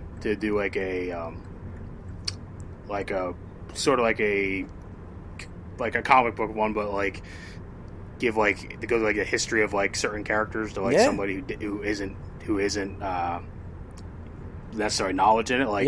When I first thought of it would be cool because my fiance is not really into comics at all, but I thought it would be funny to go through because we both really like Arrow, the TV CW show, which is awesome, but she doesn't read comics or know anything about it. But I thought it'd be cool to go through and talk, and for anybody who doesn't know the history of certain characters, I think would be cool to learn. So just go through how are they who they were created by, when they were created, certain aspects of their run. So I think that would be cool. At least some of the older stuff from the golden, maybe silver age that people wouldn't know too much about. So I thought that would be cool, but we'll see. I think that would be very useful as well. Exactly, to expose more people to different characters that may not necessarily like you're talking about Arrow, but may not necessarily have another medium like TV or film to get exposed. It would be great to spotlight a lot more characters as well. Like we try to do that a lot with on our show with spotlights of villains and stuff to just give a bit more information, but there's a wealth of information of characters, I guess, in any universe, DC, Marvel, or whatever. Right. It's great to talk about. And Josh, you're always more than welcome to come back on Into the Night as well if you want to have a chat about any of the issues that we're covering or anything, by all means, and we totally welcome it. My fellow High Priest Connor Shu, he's loving this idea of inviting Loonies on, and he's interviewing a few Loonies himself at the moment, and it's just great. It's great to, for instance, the Narm. I'm pretty keen to have a look into the Narm now. Cool. I love sharing these things and to actually hear it from the people themselves that love it. It's just fantastic. So I cannot thank you enough for sharing what you really do value. It's really good. And for Loonies out there, please check it out if you are excited about any of the issues mentioned tonight. Okay, Josh. Well, we're still in the limo here. How about we take you home then on this limo? I think we have Samuels. All right. Samuels in front of us. Hang on, let me just wind down there. Samuels, hi. Yes, it's Josh and myself. Yeah, we're back from Vietnam. Yeah. If you can please take Josh back to Pennsylvania, that would be really good. Thank you very much. All right, Josh. Thank you again. Thanks, champ. Once again, you have been brilliant. And, all the best with the podcasting. You are a natural. It's awesome. So... I'm glad it did all right. I was kind of nervous because I know I get tangled up in my words sometimes. I do a lot of ums and ahs, but I think I did all right. Not at all. You've been an absolute. It's been enjoyable to chat with, and like I said, you just got to look at the time to see how easy it was to chat. So, clocking up 3 hours, it's brilliant. Thanks once again, Josh. Again, Loonies, if you want to drop us a line, we are on email at itkmoonnight@gmail.com. We're on Facebook, facebook.com/itkmoonnight, or we have our fantastic Into the Night Facebook group, which is facebook.com/group/itkmoonnight, which is where Josh, you'll be able to find Josh there. We also are on Twitter at ITK Moon Knight, as well as Instagram, YouTube, Tumblr. Just check out Into the Night, a Moon Knight podcast. Josh, can I ask you one final time, maybe to give a plug to your local comic book store? Oh, okay, sure, yeah. It's Golden Eagle Comics in Reading, Pennsylvania. Okay, excellent. Golden Eagle Comics, and again, I'll just grab the link from Josh, and I'll add that in the show notes as well. What was the other one in Pittsburgh that you said? New Dimension Comics. Okay, New Dimension Comics. Actually, sorry? Yeah, they actually have a couple stores, actually. I guess they're sort of like a mini chain, I guess. Okay. They have a couple stores out there. Even better. So, Loonies, if you're near any of these chains, New Dimensions, check it out. And again, I will put a link in the show notes. All right, Loonies, well, thank you so much for joining us. Thank you once again, Josh. It's been fantastic. Samuels is here to take us home. And as always... Oh, Josh, can I throw to you to sign us off? May Khonshu watch over you in the denizens of the night. Thank you very much, Josh. Is that right? Yeah, that's cool, man. All right, I'll catch you later. See ya. Moon Knight and affiliated characters, stories and events are properties of Marvel Characters Incorporated. Materials used and discussed within the podcast are intended for critique and review purposes only under the fair dealing concept of the current Copyright Act. The views, information or opinions expressed during the podcast are solely those of the individuals involved and do not necessarily represent those of the copyright owners.